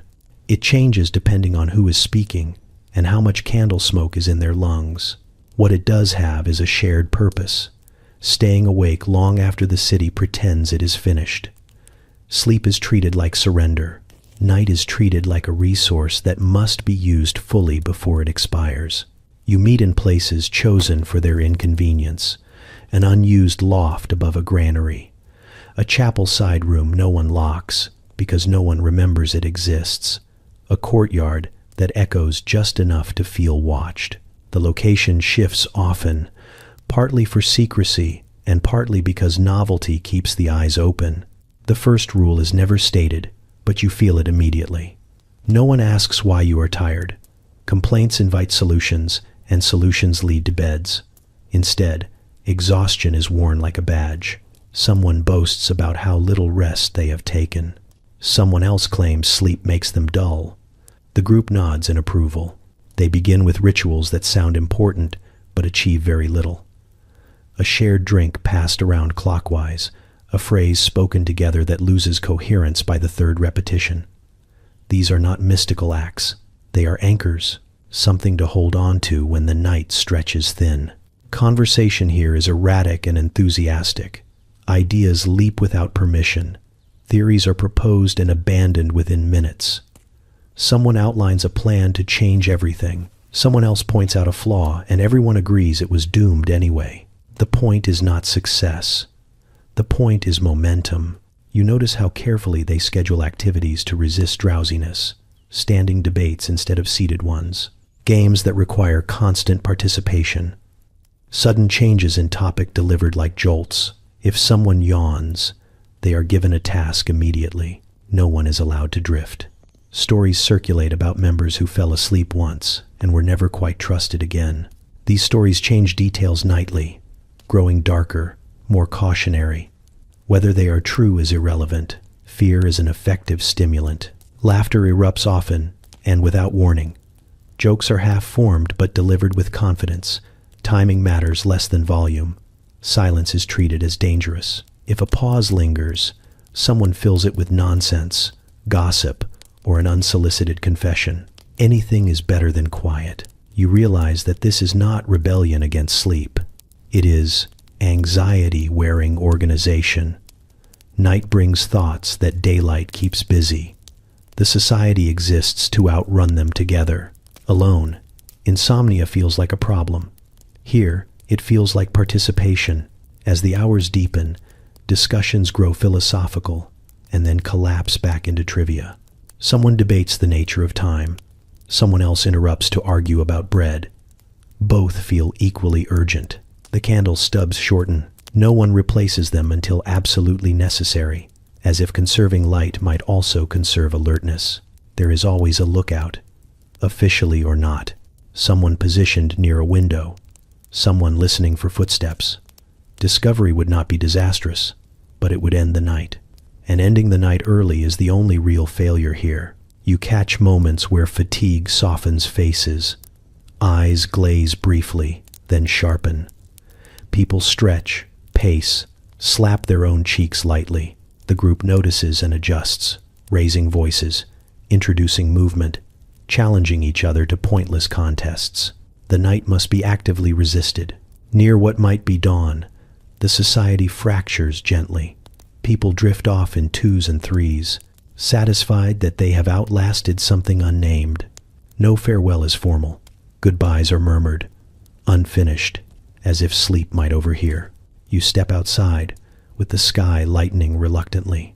The streets feel different after a night spent denying rest. Your body disagrees with your choices. Your mind hums anyway. Secret societies like this do not exist to accomplish anything lasting. They exist to prove that sleep is optional, and that exhaustion shared feels almost like victory. You hear them before you see them, because vows are quieter than their violations. The monastery sleeps officially, but unofficially, it hums like a hive pretending to be empty. You follow the sound through a side door that sticks, down a corridor that smells like wax and boiled vegetables, toward a room no one labels, because labeling would make it real. The monks sit in a loose circle, robes loosened, feet bare, expressions relieved.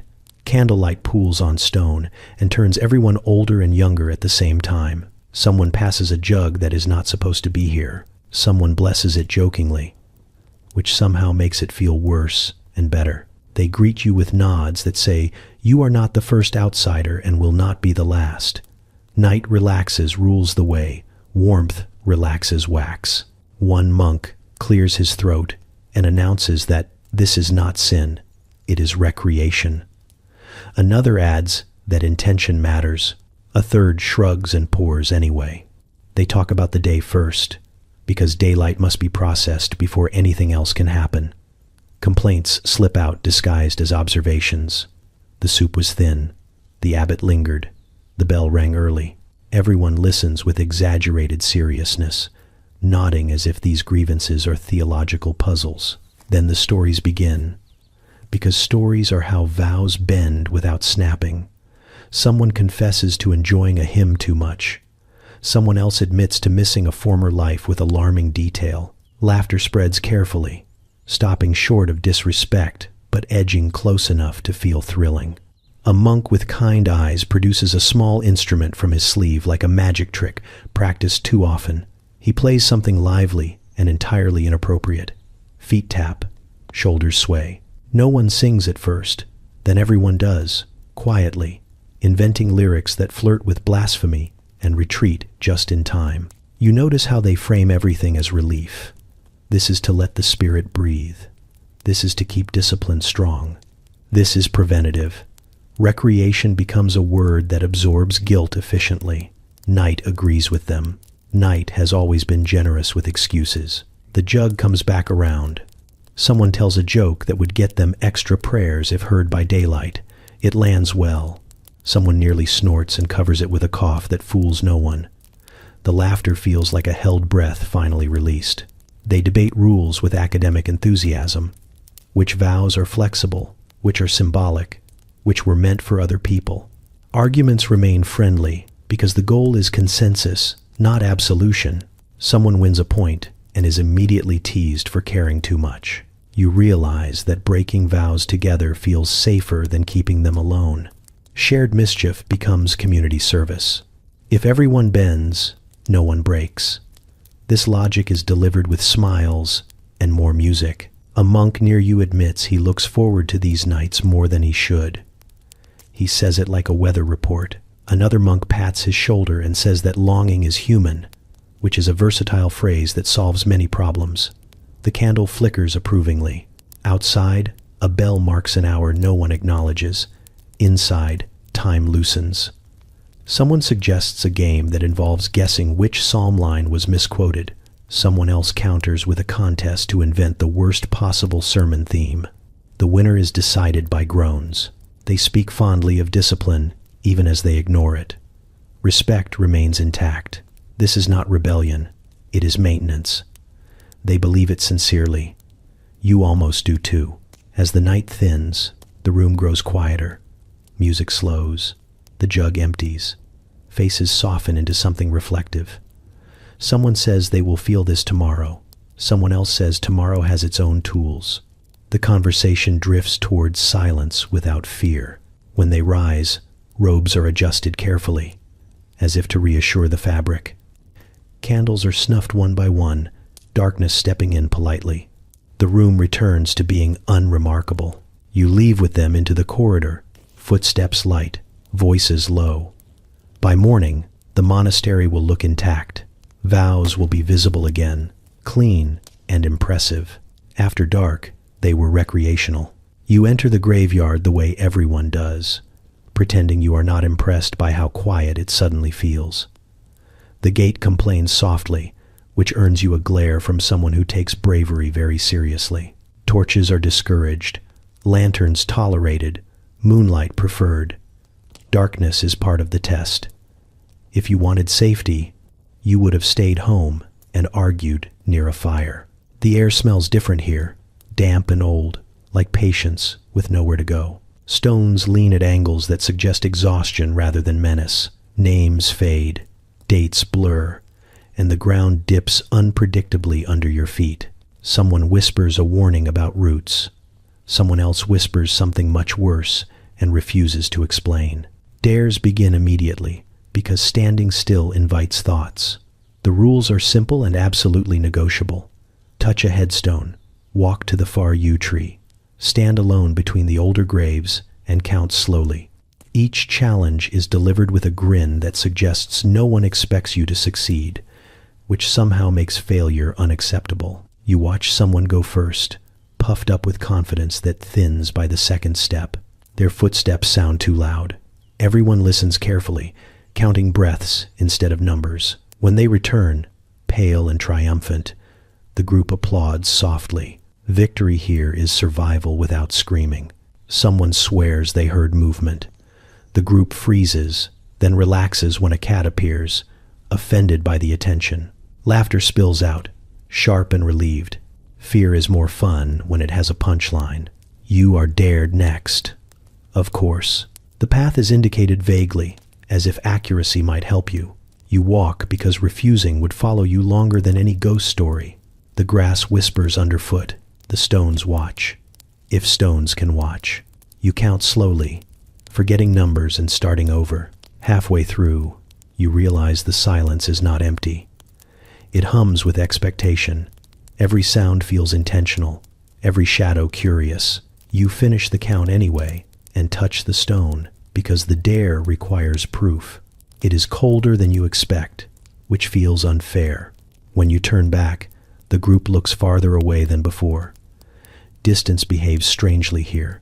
You take a step and hear something behind you that might be wind or might be narrative. You do not turn around immediately because courage has pacing. You return to the group greeted by quiet approval.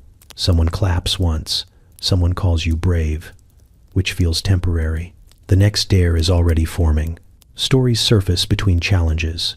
Tales of figures seen moving where no one walks. Graves found disturbed for reasons that are never clarified. Everyone claims to know someone who knows someone who did not make it back the same. Details change nightly. The fear remains consistent. You notice how the graveyard becomes a stage. Shadows are assigned roles. Trees become accomplices. Even the moon participates, sliding in and out of cloud cover with theatrical timing. Someone swears they saw a face in the stone.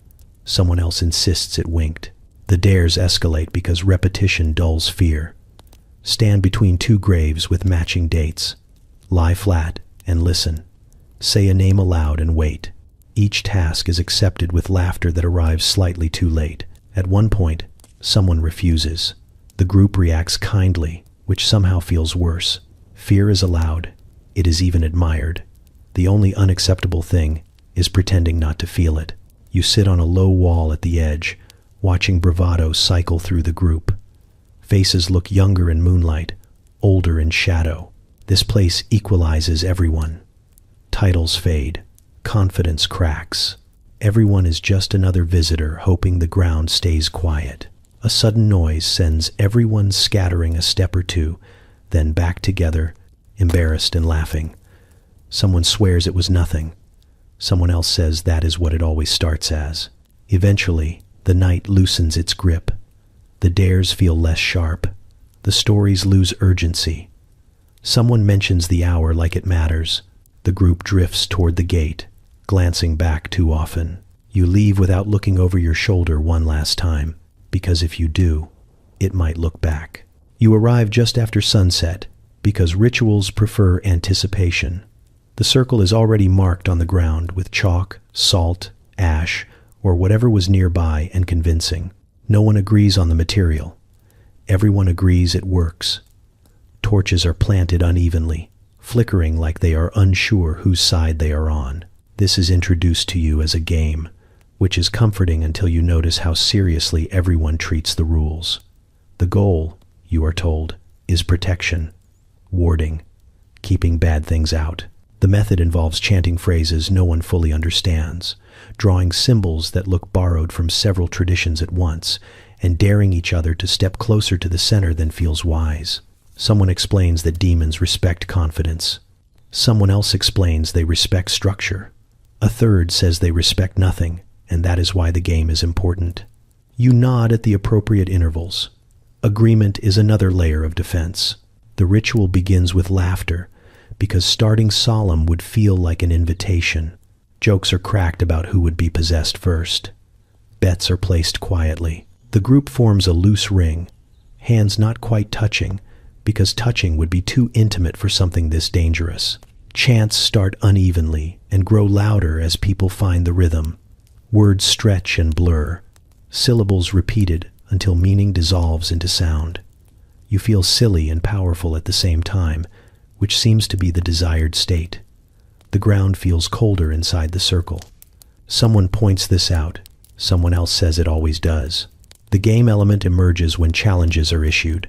Step into the center and call your name. Spin 3 times and stop where you land.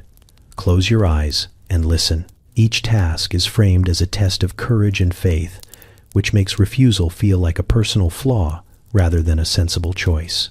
You watch someone enter the circle confidently and exit pale, swearing they felt something brush past them. The group reacts with excitement carefully disguised as concern.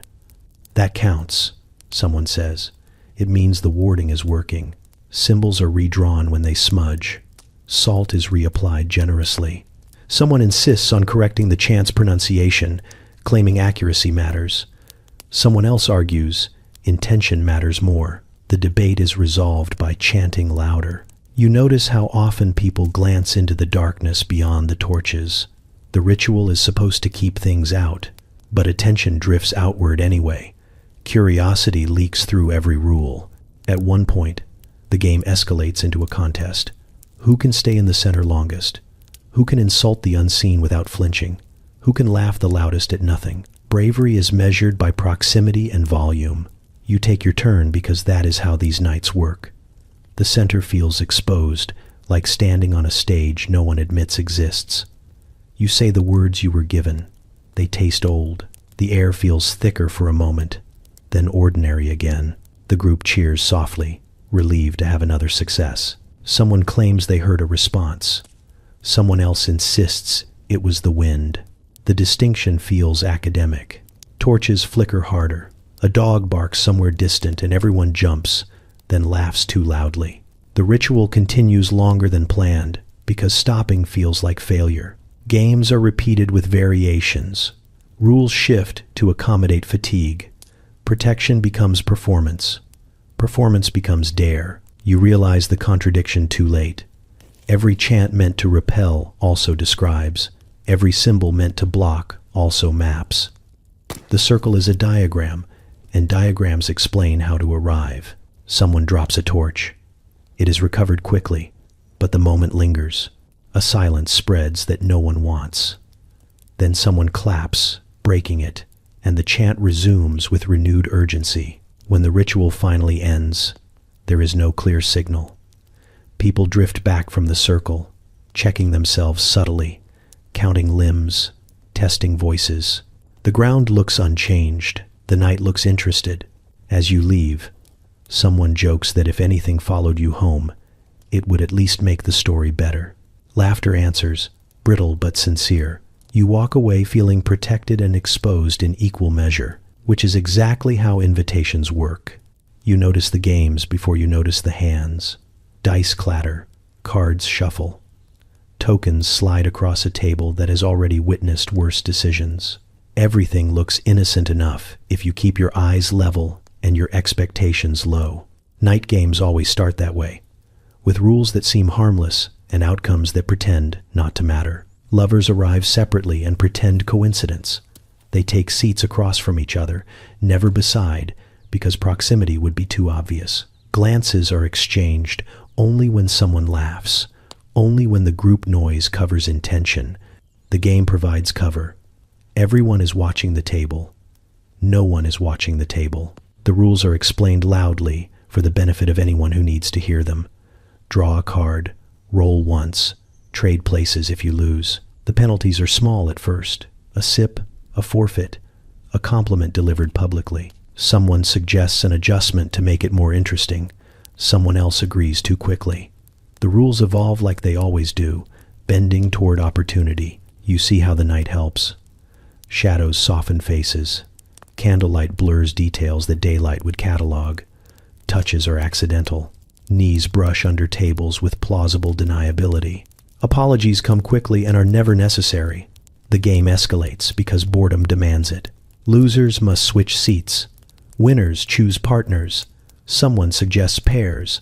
Someone objects weakly and is overruled by enthusiasm. The table rearranges itself with remarkable efficiency. Lovers find themselves suddenly adjacent, startled by convenience. Laughter grows louder. The penalties become performative. Whisper a secret. Tell a story you should not. Remove something symbolic. Shoes come off. Cloaks are loosened. The crowd cheers each small surrender, pretending it is about the game and not the slow collapse of restraint. You notice how scandal wears humor like armor. Every risky moment is followed by a joke, as if laughter can erase memory. It does not, but it helps everyone pretend. Someone's hand lingers too long when passing a token. Someone else does not pull away. The table reacts with exaggerated interest in the dice. Everyone understands the unspoken agreement. See nothing, say nothing. Enjoy the tension. The lovers play badly on purpose now. Loss becomes strategy. Penalties are accepted eagerly. Each forfeit brings them closer, excuses stacking neatly. If questioned tomorrow, they will blame the rules. The rules are flexible enough to absorb blame. You hear whispers that sound like commentary on the game but are not. Nice move. Careful now. Your turn. The words carry weight that has nothing to do with cards. At some point, someone outside the pair notices. An eyebrow lifts. A smile spreads. Scandal requires witnesses. Without them, it is just affection. The witness does not interfere. They encourage. A suggestion is made to raise the stakes again.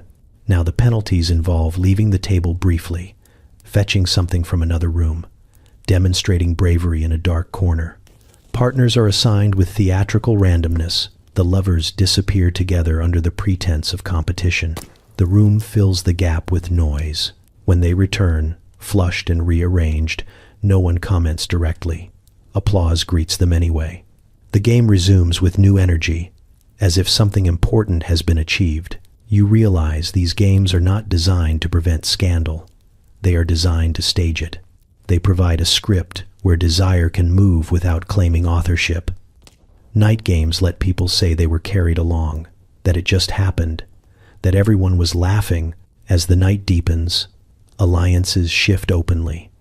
Someone else pairs off. Someone pretends not to care. The table grows messier.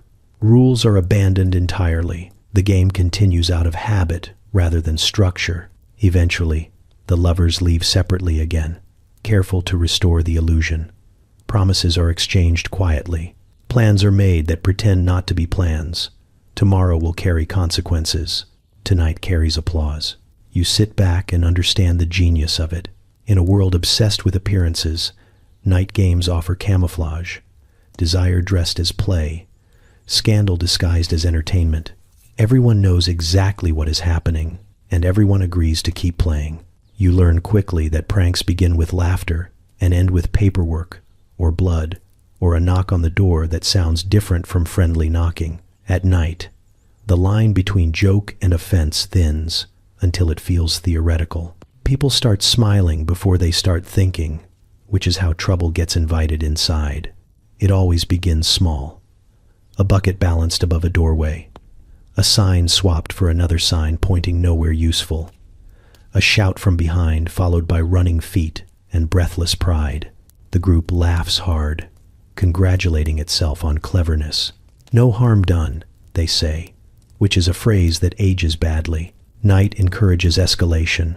Silence dares you to fill it. Darkness forgives poor planning.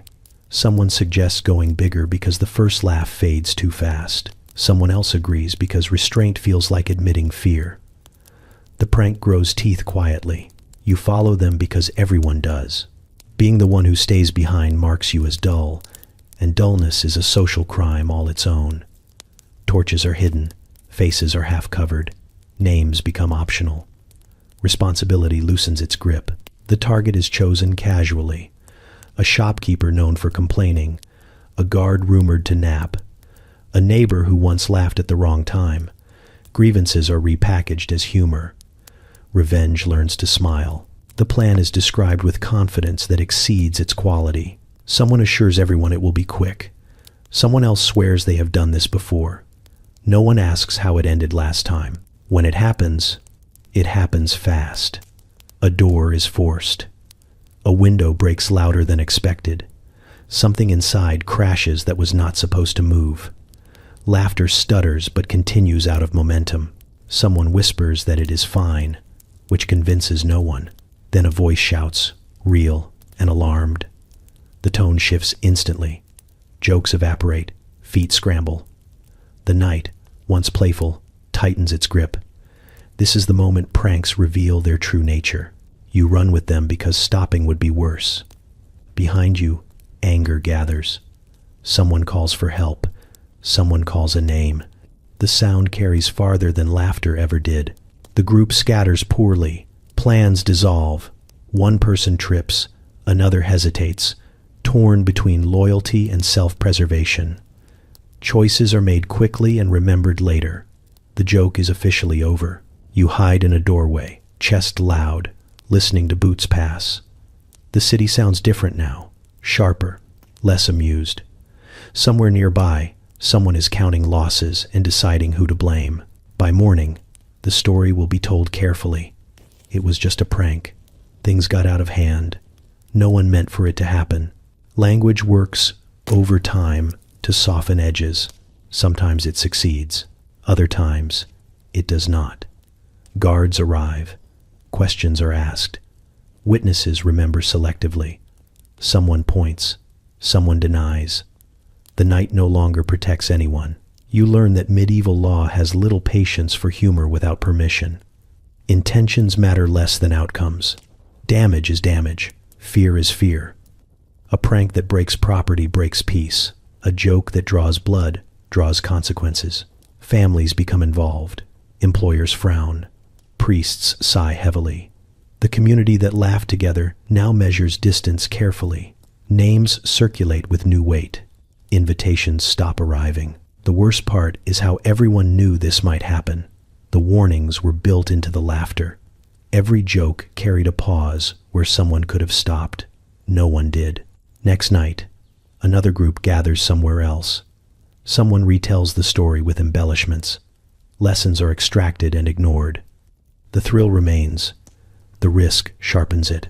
You understand now why elders complain about night behavior. Not because it is fun, but because it refuses to stay fun. Darkness accelerates everything. Humor sprints. Consequences jog patiently behind. Pranks are how people test boundaries. Crimes are what happens when boundaries respond. And the night never testifies in your favor. You join the procession at the edge because that is where all sensible people begin. Torches bob ahead like a migrating constellation that forgot where it was going. Someone hands you a flame without asking your name, and suddenly you are responsible for fire in a crowd that treats responsibility as a rumor. Torchlight festivals are explained as tradition. That explanation is offered early and often, usually by people already doing something questionable. This honors the old ways. This keeps spirits away. This brings the community together. All of these statements coexist comfortably with shouting, drinking, and the sound of something breaking 2 streets over. The march moves forward unevenly. No one keeps time. No one leads for long. Someone starts a chant that collapses into laughter halfway through. Someone else adds a drum beat that has nothing to do with the chant. The chaos feels earned, like it passed a test. You notice how quickly order dissolves once fire is involved. Faces glow and distort. Shadows grow ambitious. A torch held too low singes a cloak and earns applause instead of concern. Minor disasters are treated as features.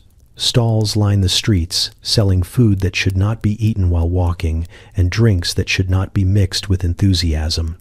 You eat anyway because everyone else is. Grease and ash mingle on your fingers. It feels festive and faintly irresponsible. The festival swells as it moves. People pour out of doorways, drawn by noise and light. Children dart between legs, fearless and sticky.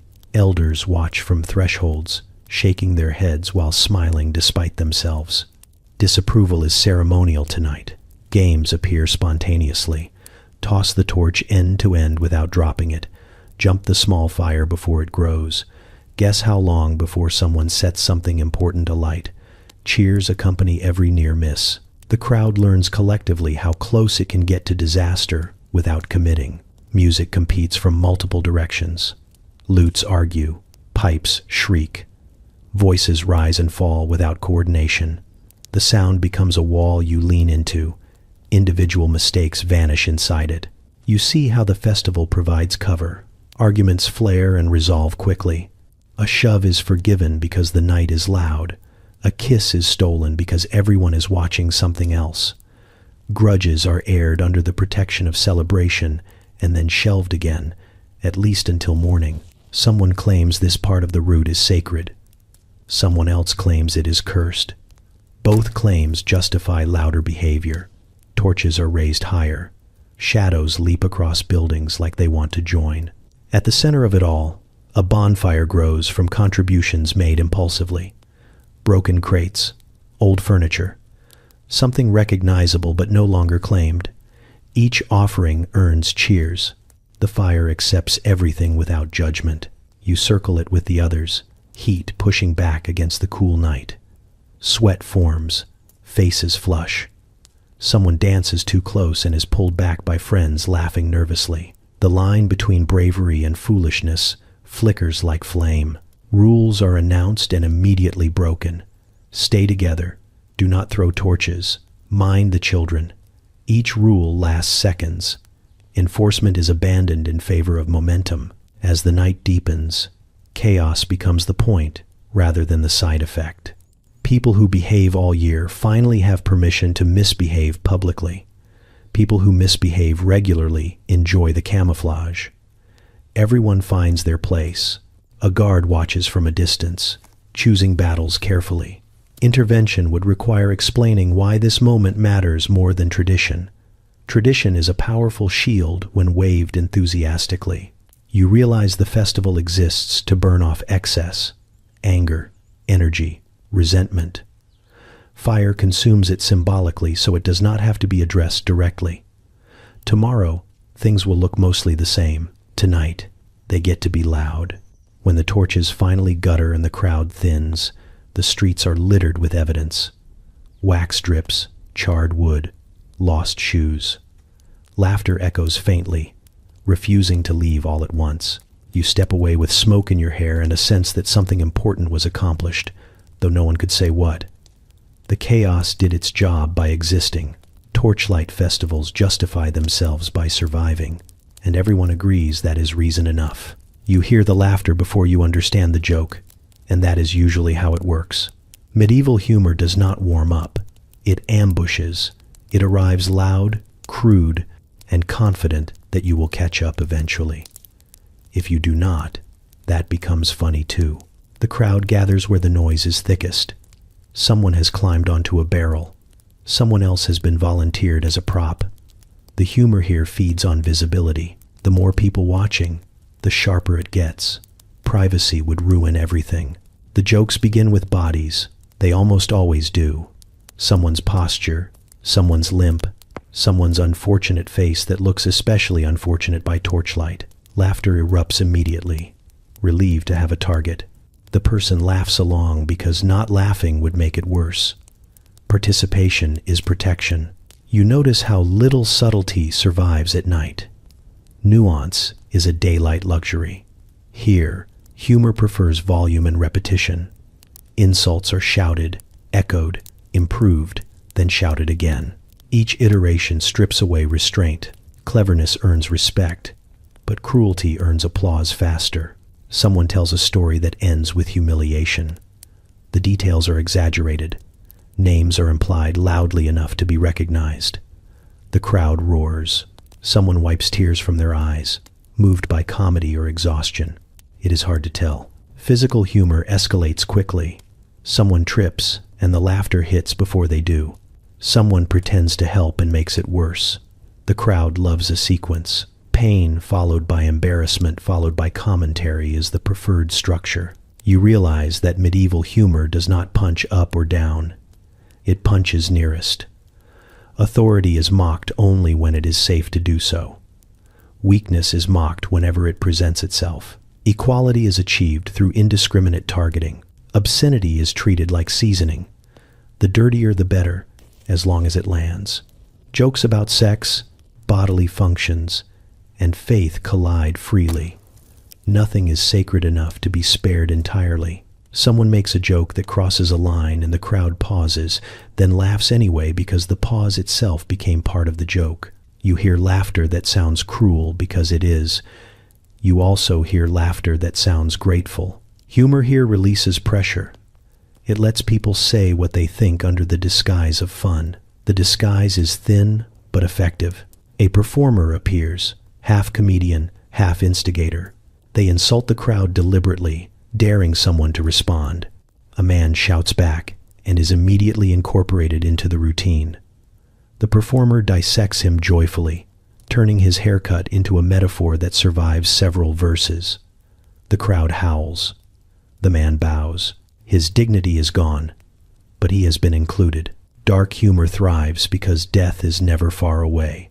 Jokes about sickness land harder when sickness is common. Jokes about execution land because everyone has seen one. Laughter becomes a way to touch fear without letting it win. Someone jokes about a recent tragedy. The timing feels wrong. The delivery is perfect. The crowd laughs and then looks around to see if it was allowed. It was. Permission granted retroactively. You catch yourself laughing at something you would condemn in daylight. The sound surprises you. The night shrugs. Context matters. So does survival. As the humor peaks, it turns almost feral. Voices overlap. Insults lose direction. The crowd feeds itself. Someone shouts something incoherent, and it becomes hilarious through repetition alone. Meaning is optional. Momentum is everything. Eventually, the laughter burns itself out. Throats ache. Faces hurt. The jokes repeat too often and lose their edge. Someone tries to revive it with a final insult, and it lands flat. The crowd senses the ending and begins to drift. You step away feeling lighter and slightly ashamed. Medieval humor does not ask permission. It takes relief wherever it can find it. Loud, dark, and unapologetic. It laughs because tomorrow will be serious again. You notice the children first because no one is watching them. They move through the night like it belongs to them, slipping between legs, ducking under tables, climbing things that were never meant to be climbed. No one calls their name in warning tones. No one counts heads. The assumption is simple and terrifying. If they are still breathing, they are fine. They carry sticks that have become swords, torches that are only occasionally lit, and secrets they should not have learned yet. A boy runs past you with a grin too wide for his face, pursued by another child shrieking in delight. The shriek echoes off stone and earns laughter from nearby adults who do not look up from their drinks. Children are included because excluding them would require effort. Nighttime fun is communal by default. If you can walk and shout, you qualify. Someone hands a child a cup and only realizes too late it is not water. The child grimaces, hands it back proudly, and earns applause for bravery. You watch a group of them gather near a storyteller, sitting close enough to feel the heat of the fire. They listen harder than the adults, eyes wide, absorbing every warning disguised as entertainment. When the story turns frightening, they lean in instead of away. Fear learned early feels like a skill. Elsewhere, children mimic the adults with alarming accuracy. They gamble with pebbles. They insult each other in sing-song voices. They invent dares that involve climbing walls and jumping gaps measured poorly. A scraped knee is treated like proof of participation. Blood is wiped away and forgotten. No one supervises because everyone supervises. Any nearby adult will shout if a child gets too close to flame or blade. Otherwise, the night is considered a reasonable teacher. Pain is feedback. Embarrassment is correction. You see a child watching a fight with intense focus, not cheering, not flinching. An adult notices and explains nothing. Exposure is considered preparation. The world is dangerous. Better to learn that when surrounded by noise and neighbors. Children drift in and out of games freely. They are included until they are bored. Then they wander off to find something louder. Someone yells at them to get out of the way. Someone else hands them food. Authority here is inconsistent but plentiful. A group of children start a game involving chasing shadows. They assign monsters to alleys and argue over rules that change mid-sprint. Laughter spills into the street, drawing more participants. The game grows without permission. You realize how quickly children adapt to night logic. They understand that rules bend, that adults are distracted, that chaos offers opportunities. They learn when to disappear and when to perform. They learn which spaces are safe because no one claims them. A child climbs onto a barrel and begins repeating jokes heard earlier, stripping them of subtlety and replacing it with volume. The crowd roars approval. The child bows. Encouragement arrives early here, before judgment can sharpen. When a child cries, the reaction is swift but brief. Someone scoops them up. Someone distracts them with a story or sweet. Tears dry quickly in company. Lingering sadness would interrupt the evening. You see parents nearby, present but unbothered. They watch with half an eye, trusting the crowd to absorb risk. Children belong to the night as much as anyone else. Perhaps more, they have fewer reasons to fear consequences. As the night deepens, the children grow bolder. They sneak closer to forbidden spaces. They eavesdrop shamelessly. They repeat words they should not know and are corrected only for pronunciation. Knowledge arrives without filters. Eventually, fatigue claims them one by one. Some curl up near fires. Some are carried home by neighbors. Some simply vanish into doorways without announcement. No roll call is taken. The assumption remains optimistic. You understand then that medieval nighttime fun does not pause for childhood. Childhood is folded into it, shaped by it, and released back into daylight tougher and louder. Innocence is not preserved here. It is repurposed. The night teaches early and often, and the children learn faster than anyone else. You notice how carefully it begins. No one mocks authority outright. Not yet. The sun has to leave first. Respect lasts until dusk. Like a curfew, everyone pretends not to notice. Once the light fades, backs straighten less, and voices loosen their grip on caution. It starts with jokes that sound harmless if you do not listen closely. Someone imitates a guard's walk, exaggerating the stiffness until it becomes a shuffle. Laughter ripples, quick and contained. Another person copies a noble's voice, stretching syllables until meaning collapses. The crowd enjoys the accuracy almost as much as the insult. Authority is safest to mock when it is absent. Names are not spoken. Titles are implied. Everyone understands who is being referenced, which is part of the pleasure. The humor lives in shared recognition. If you have to explain it, the moment is already lost. You see how the night provides cover. Shadows blur faces, noise stacks up. If someone overhears, it can be denied easily. Just a joke, just a song, just too much drink. Intent dissolves in darkness. Someone begins a song with a familiar tune and unfamiliar words. The lyrics praise obedience for exactly one verse, then twist sharply. The chorus lands harder each time it is repeated. Laughter grows louder with every round, fed by the thrill of saying what daylight forbids. People watch the street while they laugh, eyes flicking toward corners and doorways. Mockery here is athletic. It requires awareness. Timing matters. You learn when to lower your voice and when to shout because shouting hides you better than whispers ever could.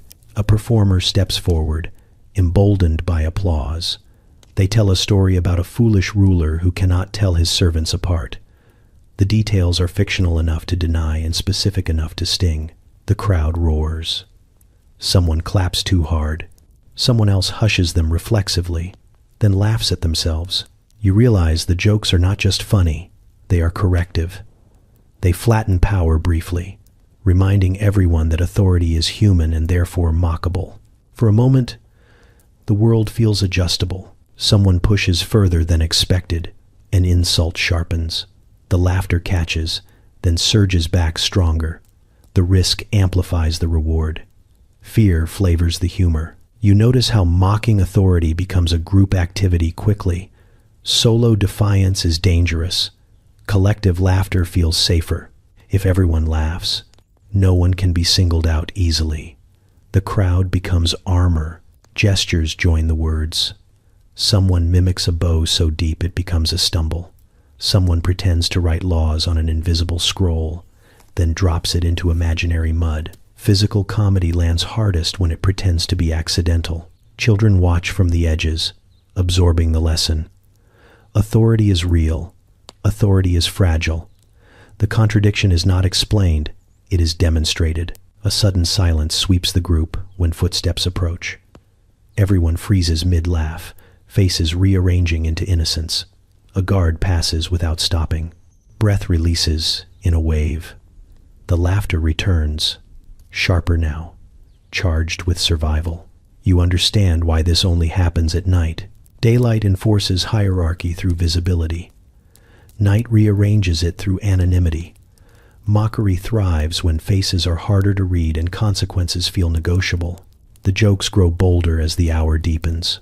Someone invents a game where titles are reassigned absurdly. A baker becomes king. A drunk becomes judge. Everyone bows dramatically. The inversion feels delicious and temporary. Eventually, fatigue dulls the edge. The jokes repeat. The laughter softens. People drift away, satisfied. The power structure reassembles itself quietly, untouched but slightly dented. You walk away knowing that nothing has changed and everything has. Authority will return with the sun, polished and unquestioned. But for a few hours, it was laughed at, and that mattered. Mockery does not overthrow anything here. It just reminds everyone that it could. You notice it in the sound first. Night laughter carries differently. It travels farther than it should, slipping through alleys and over walls like it knows it is not supposed to be there. Daytime laughter is permitted, expected even, but night laughter feels sharper, less apologetic.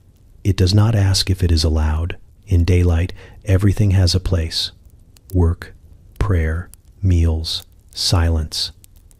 Laughter fits neatly into approved spaces, polite and brief. At night, those boundaries loosen, and laughter spills out where it was never scheduled. That alone makes it dangerous.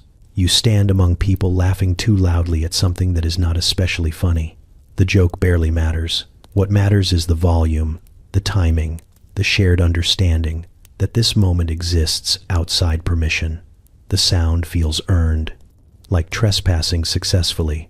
Night laughter often starts as relief. The day is done. No one is counting your hours anymore. Muscles unclench. Faces rearrange themselves into something closer to honesty. Someone says something foolish, and instead of correcting them, the group laughs. Correction belongs to daylight. You realize how controlled the society is only when you feel it lift slightly.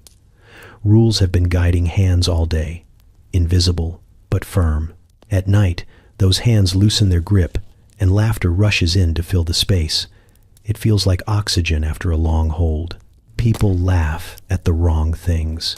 Misfortune, authority, the absurdity of rules. Everyone follows automatically. A mistake that would earn punishment by day earns applause now. Laughter rewrites meaning temporarily. Failure becomes entertainment. Fear becomes a story. You hear laughter erupt after a risky joke lands. The pause beforehand is electric. Everyone waits to see if it is acceptable. When it is, the release is enormous. The sound is not just joy. It is defiance, disguised as amusement. Night laughter bonds people quickly. Shared risk accelerates intimacy. Laughing together at something forbidden creates an instant alliance. You may never speak again, but for that moment, you are on the same side of something. Someone laughs too hard and too long, and instead of being shushed, they are joined. The sound grows, feeding itself. It is not mocking anything specific. It is mocking restraint itself. You see how guards and officials respond to night laughter with suspicion. They do not need to hear the joke to know it is a problem. Laughter after dark suggests independence. It suggests people are comfortable without instruction. In a controlled society, comfort is meant to be rationed. Laughter ignores rationing. It arrives in bursts, uneven and difficult to contain. Once it starts, it spreads faster than orders ever could. You catch yourself laughing louder than intended.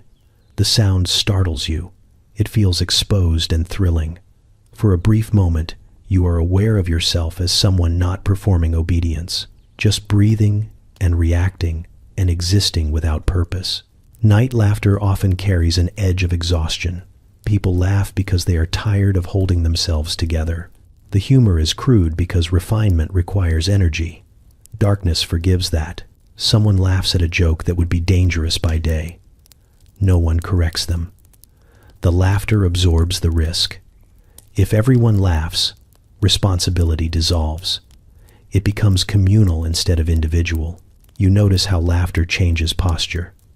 Shoulders drop, spines curve, people lean closer, hierarchies soften. The sound pulls everyone onto the same level, if only briefly. The rebellion is subtle. No banners, no speeches, just sound, just shared recognition that for a few hours, control does not have absolute authority. The night cannot rewrite laws, but it can mock them gently.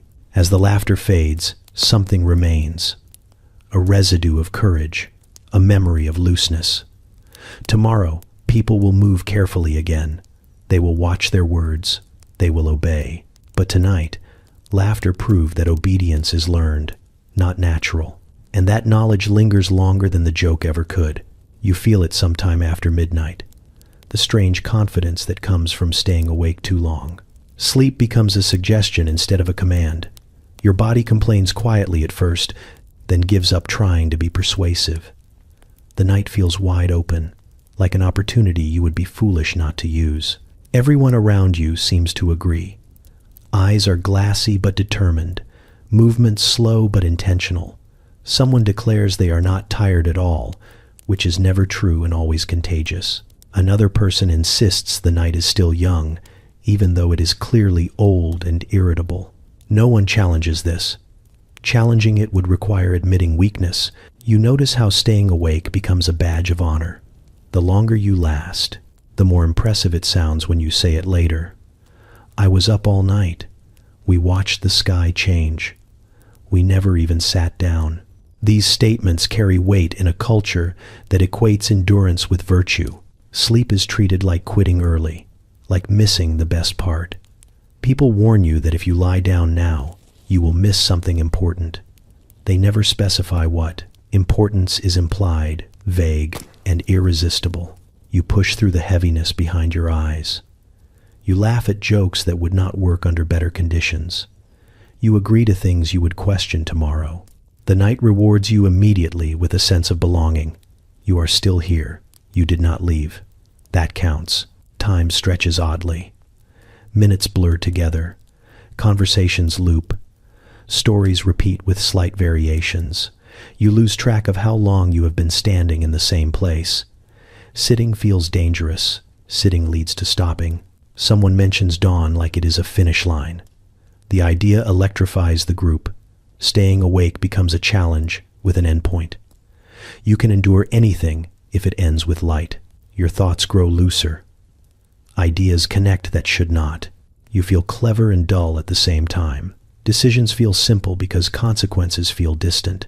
Mourning is an abstract concept. You realize that everyone here knows this will cost them later. The knowledge does not stop anyone. The price is paid tomorrow, and tomorrow is not part of tonight's negotiations. As the hours drag, bodies betray the mind. Someone stumbles. Someone forgets a name they should know.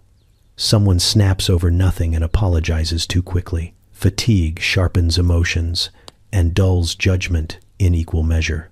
You consider leaving. The thought arrives quietly and is dismissed just as quietly. Leaving now would mean admitting that the night won. Staying feels like resistance. When the sky finally lightens, relief and disappointment arrive together. You made it, whatever that means. Faces look older in the early light. The magic thins. The noise fades. People disperse awkwardly, unsure how to end something that simply ran out of darkness. You walk home with the strange calm of someone who ignored a basic need successfully. The streets look different in morning light.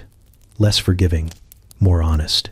Everything you did last night still exists, just without the protection of shadow. Sleep comes eventually, heavy and unavoidable. It is not restful, it is dense, full of fragments. When you wake, the cost arrives politely and then all at once. Your head aches. Your body resists movement. Small sounds feel aggressive. Memory returns selectively, highlighting moments you wish had stayed blurry. Conversations replay with new tone. Decisions gain weight. You understand now why people say sleep is optional. You can always choose not to. The night will let you. It will even reward you briefly, but the aftermath is not optional. It shows up whether you invite it or not, carrying clarity and consequence in equal measure.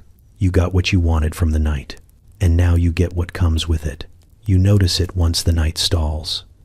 The laughter has thinned, the drinks are warm, the stories have all been told at least twice, and no one is ready to admit defeat by going home. This is the moment boredom arrives, not as silence, but as pressure. It presses on the group like weather, demanding a response. Medieval boredom is not passive. It does not scroll. It does not wait. It looks around for something to poke, test, rearrange, or ruin. You feel it creeping into your hands first. Fingers itch to do something, anything. Someone suggests a game no one has played before. Another person immediately adds a rule. A third adds a punishment. Suddenly you have invention. The game makes very little sense. It involves a cup, a knife, a candle flame, and a series of dares that escalate too quickly. No one asks who invented it. That would slow things down. What matters is that it exists now, born fully formed from collective restlessness. You watch rules solidify in real time, enforced with laughter and peer pressure rather than logic. Boredom creates creativity by removing standards. Ideas that would be dismissed in daylight become brilliant under torchlight. Someone starts drumming on the table with spoons. Another adds words. The song is obscene, clever, and terrible. It catches on immediately. Verses multiply, rhymes sharpen, insults become art. This is how culture happens when no one is supervising. Then boredom tilts darker. Someone suggests improving the game. Improving always means making it harsher. Stakes rise. The candle is moved closer. The knife is thrown harder. Laughter grows louder, a little forced, as if volume can disguise hesitation. You feel the shift when entertainment stops being about fun and starts being about proving something. This is where cruelty sneaks in, wearing a grin. A joke lands too close to home. The group laughs anyway. Someone flinches and pretends not to. Boredom rewards boldness, not kindness. The more uncomfortable the moment, the more interesting it feels. You sense that pulling back now would mark you as dull, so you lean in. Everyone does. Dares become personal. Stories are demanded, not volunteered. Secrets are teased out under the pretense of humor. Someone is always watching to see who breaks first. The night feeds on reactions, yet even here, creativity refuses to disappear. Someone modifies the song to mock the game itself. Someone else invents a gesture, a signal that means surrender without saying it. A language forms in the margins, subtle ways to opt out while pretending not to. Boredom teaches adaptation quickly. You realize how many medieval inventions come from moments like this. Games, rituals, insults, superstitions, all shaped by people trapped together after dark with nothing to do but test boundaries. Boredom does not ask whether an idea is good. It asks whether it is interesting. The candle burns lower. Shadows stretch and exaggerate faces. Someone suggests a new challenge involving balance and speed. Another suggests adding wagers. Coins appear. Pride appears faster. The invention is immediate and flawed and dangerous in exactly the right proportions. You watch as creativity and cruelty blur. A clever trick turns into a setup. A joke turns into a target. The group energy hums, unstable but alive. This is not boredom cured. This is boredom transformed. At some point, someone gets hurt. Not badly, just enough to make it real. The room goes quiet for half a breath, then fills with nervous laughter. The game pauses, recalibrates, resumes with minor adjustments that change nothing important. The night does not want to stop. It wants to continue differently. You understand then that boredom is the engine. It drives invention forward and drags cruelty along behind it like a cart that cannot be unhitched. Creativity flourishes because there is nothing else to do. Harm happens because limits feel negotiable after midnight. When the energy finally collapses, it does not end cleanly. People drift, fragments of ideas left unfinished, songs half remembered, games no one will admit to inventing. You carry the residue with you, the strange satisfaction of having made something out of nothing, even if it was messy and sharp around the edges. Boredom did not waste the night. It used it. You begin to notice the church before you hear it. The bells do not ring now. They loom. Even silent, they feel judgmental, like someone clearing their throat behind you while you are having fun. During the day, the church tolerates laughter as long as it is productive, measured, and preferably happening far away. At night, it becomes personal. You feel it in the way conversations lower when a shadow moves across a doorway. You see it in how songs abruptly switch from obscene to vaguely devotional when someone mentions a priest. Nighttime entertainment is not just noise to the church, it is competition. Souls are supposed to be tired, not amused. The problem is not morality, not really. It is scheduling. The church owns the morning. Morning prayer, morning labor, morning repentance. Night is supposed to be for sleep, quiet reflection, and the kind of exhaustion that prevents questions. Instead, people are awake, laughing, inventing games, telling stories that do not involve saints or approved miracles. This feels like theft. You understand why the clergy distrust it. Nothing good, from their perspective, ever happens after sunset unless it involves kneeling. Darkness removes supervision. Candles soften faces and sharpen imaginations. A joke told at night carries further than a sermon delivered at dawn. That alone is unforgivable. The church frames its concern carefully. Nighttime gatherings invite temptation. They invite disorder. They invite demons, witches, heresy, and spilled ale. All of this may be true, but you suspect the deeper issue is control.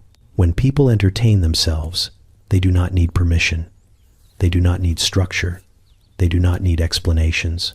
You watch how sermons describe night fun as slippery. Dice become gateways to greed. Songs become invitations to sin. Dancing becomes a rehearsal for chaos. The logic stretches, but it works well enough when repeated often. Fear fills gaps that reason cannot, and yet the church cannot fully stop it. They try curfews, they try fines, they try reminding everyone that God sees everything, even in the dark. People nod respectfully, then light candles anyway. The night belongs to whoever stays awake. You start to notice how clergy attend these entertainments indirectly. A priest passes by slowly, pretending not to hear the laughter spilling from a cellar. A monk pauses near a tavern window longer than necessary. Even condemnation requires observation. The church hates that nighttime fun equalizes people. In the dark, hierarchy blurs. The peasant laughs at the same joke as the merchant. The noble sings off key like everyone else. Authority depends on visibility, and night refuses to cooperate. You hear priests complain that laughter loosens discipline, that people who laugh together think together, that jokes about the world lead dangerously close to jokes about God. They are not wrong. Night humor sharpens tongues. It trains people to question, to improvise, to notice absurdity. There is also the issue of memory. Nighttime events are harder to pin down. Stories conflict. Witnesses disagree. Confessions become vague. This drives record keepers mad. If something cannot be written cleanly into a ledger, it feels like a threat. The church prefers sins that happen privately and predictably. Night entertainment is communal and chaotic. It creates bonds that do not run through the altar. That alone makes it suspicious. You sense the tension in every warning delivered from the pulpit. Enjoy yourself, but not too much. Gather, but not too late. Laugh, but not loudly. The rules multiply because enforcement is impossible. What frustrates the church most is that night fun often feels harmless. People wake up tired but alive. They return to work. They attend Mass. Life continues. The dire warnings fail to materialize often enough to be convincing. Still, the church persists. It must. If night belongs to joy, then daylight might follow, and a world that laughs freely after dark might eventually ask why fear is required at all. So the bells loom, the sermons warn, the rules tighten, and every night, candles are lit anyway. You begin to understand it when the night stretches long and nothing about the day has been kind. The beds are hard, the food is repetitive, the work never finishes, and winter feels like a personal insult delivered slowly. In a world like this, fun is not a luxury.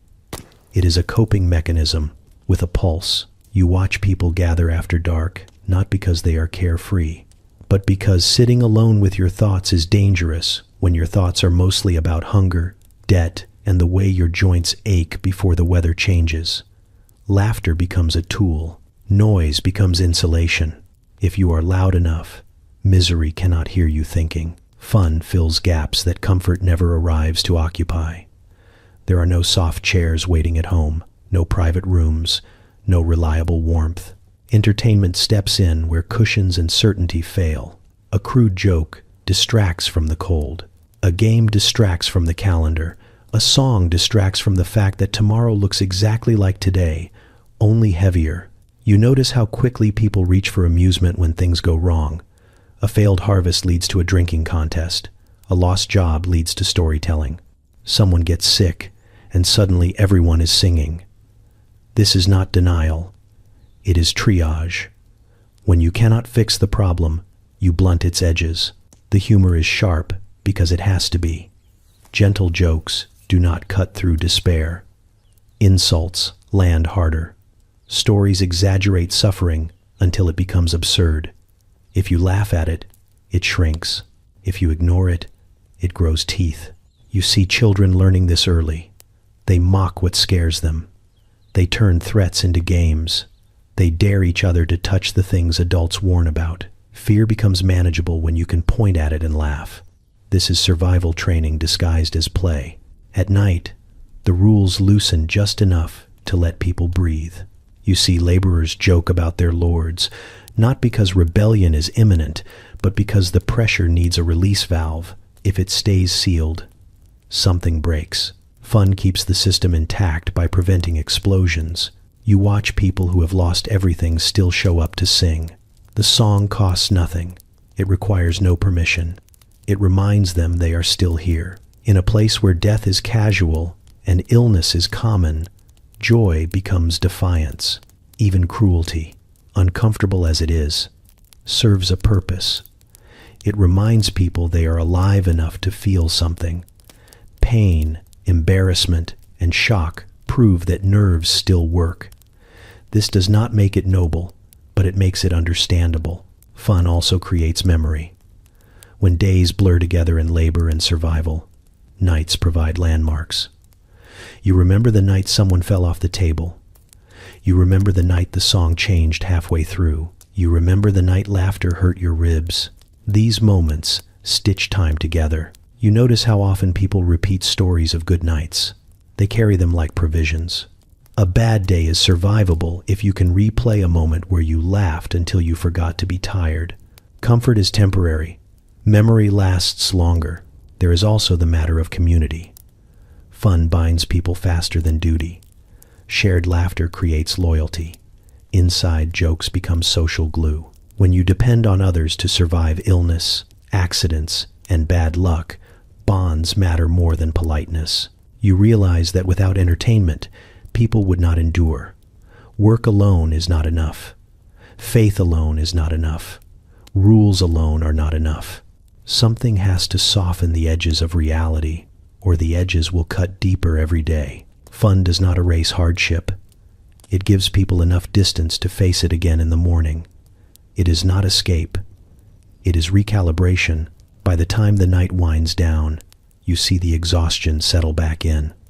People drift home, still cold, still sore, still worried. But something has shifted. They walk a little lighter. They carry less weight in their chests. In a world without comfort, joy is not optional. It is how you stay. You feel it settling in long before anyone names it. Exhaustion arrives quietly, not with drama, but with heaviness. Your shoulders ache in a way that feels older than you are. Your eyes burn from smoke and candlelight. Your body carries the entire day like a sack of stones that no one ever offered to help you set down. Sleep should solve this. Everyone knows that. Everyone ignores it. You watch people push past tiredness the way you step over a puddle in the street, carefully, deliberately, pretending it is not there. Night after night, they stay awake longer than sense allows, not because they are foolish, but because rest without relief feels pointless. Lying still does not undo hunger. Closing your eyes does not erase tomorrow. So exhaustion becomes the background hum of everything. It makes laughter sharper. It makes jokes land harder. It makes small pleasures feel enormous. A bad song sounds brilliant. A stupid game feels meaningful. A flicker of joy becomes something you cling to with both hands. You notice how strange joy thrives when people are too tired to be dignified. Faces soften, voices loosen. Someone laughs at the wrong moment and no one corrects them. Someone else joins in. Not because it is funny, but because stopping would require effort. Exhaustion strips away restraint. It lowers the bar until everyone can step over it. Wit becomes sloppy. Humor turns dark and loud. People say things they would never say before sunset, and then laugh because the truth slipped out sideways. You feel it in your own body. The way your head tilts slightly when listening. The way you forget what you were about to say and decide it does not matter. The way the idea of another song feels unbearable until it starts. And then suddenly it is necessary. Strange joy does not arrive polished. It stumbles in wearing borrowed shoes. It smells like smoke and spilled drink. It carries the energy of people who know they are running on empty and keep going anyway. You understand why silliness becomes essential. When the body is exhausted, seriousness feels cruel. No one wants to talk about plans or consequences or virtue. Those belong to daylight. Night belongs to survival through absurdity. Someone tells a story that goes nowhere and everyone listens like it matters. Someone else interrupts with a worse story and it is somehow better. The group laughs not because the content is clever, but because the shared fatigue binds them tighter than logic ever could. You see how exhaustion creates permission. Permission to be foolish, permission to be loud, permission to care less about appearing respectable. When you are this tired, pretending takes too much effort. There is humor in the way people acknowledge it without saying it. Someone yawns and immediately starts a game. Someone complains about aching feet and then dances. The body protests and the spirit responds with defiance. You feel the edge, where joy turns desperate, where laughter comes a little too fast, where silence feels threatening. That is when the strangest fun appears. Dares that make no sense, songs with too many verses, games that exist only because stopping would mean facing how tired everyone truly is. Exhaustion makes joy feel earned. You have worked all day. You have endured. Now you get this, even if this is ridiculous. Even if it costs you sleep you cannot afford. You sense how this pattern repeats night after night, not because people forget the cost, but because the cost feels unavoidable anyway. Tomorrow will be hard whether you rest or not. Tonight, at least, there is laughter. There is a moment when you realize you are too tired to stop smiling. It surprises you. The joy feels fragile, but real. It is not happiness. It is something rougher and more honest. You lean into it because pulling away would mean sitting alone with the ache in your bones and the weight in your chest. Strange joy feels lighter. It asks less of you. As the night thins out and people drift away, you feel the exhaustion deepen, but it no longer feels empty. It feels used, spent on something that mattered, even if only for a few hours. You know you will pay for it in the morning. Everyone does. But right now, tired as you are, the joy feels necessary. You step away from the night slowly, as if leaving too quickly might offend it. The candles burn low behind you. Laughter fades into fragments, then into memory. What remains clings to you. The smell of smoke in your hair, the echo of jokes that were never meant to survive daylight. You realize how thin the line has been the entire time. Fun and danger sharing the same bench, the same cup, the same bad idea passed from hand to hand. No one planned for harm. No one ever does. It just kept showing up, invited by fatigue and a lack of oversight. This is what happens when people are tired and no one is watching closely. Rules soften, judgment slips, the world feels bendable. A joke stretches too far, a game sharpens its edges. Someone laughs when they should stop and keeps going because stopping feels heavier than continuing. You understand now that the medieval night is not reckless by accident. It is reckless by necessity. Supervision disappears with the sun. Authority sleeps. Consequences feel theoretical when tomorrow already promises discomfort. You think back on how easily joy escalated, how laughter demanded volume, how boredom demanded invention, how invention demanded risk. It was never enough to simply enjoy something. Enjoyment had to prove itself. It had to flirt with danger to feel real. There is humor in this realization, uncomfortable but honest. Humans do not misbehave because they are evil. They misbehave because they are exhausted and curious and temporarily free from consequences. Give anyone darkness, fatigue, and a group of equally tired companions, and something unpredictable will happen. You recall moments where things could have gone wrong more seriously, a stumble near a flame, a joke that almost became a fight, a dare that ended just short of disaster. These moments pass quickly, but they linger longer in hindsight. Fun has always carried risk. It loosens grip and sharpens impulse. It invites boldness where caution once lived. When people are rested and supervised, fun stays polite. When they are not, it grows teeth. You think of how many rules exist simply to keep tired people from entertaining themselves too freely. Curfews, laws, sermons, warnings framed as morality when they are really about preventing chaos. History is filled with attempts to manage what happens when humans gather after dark with nothing to lose but sleep. And still, the night persists. It always will. There will always be moments where people choose laughter over rest, noise over silence, connection over caution.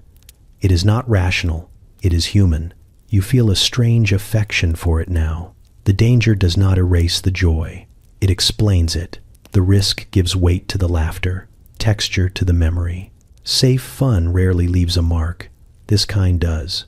As you move farther from the glow, you notice how quickly the body remembers its limits. The ache returns. The fatigue settles deeper. Daylight waits patiently, ready to reclaim its order and expectations. The night does not protest. It never does. It knows it will be back. You carry with you the understanding that none of this is new.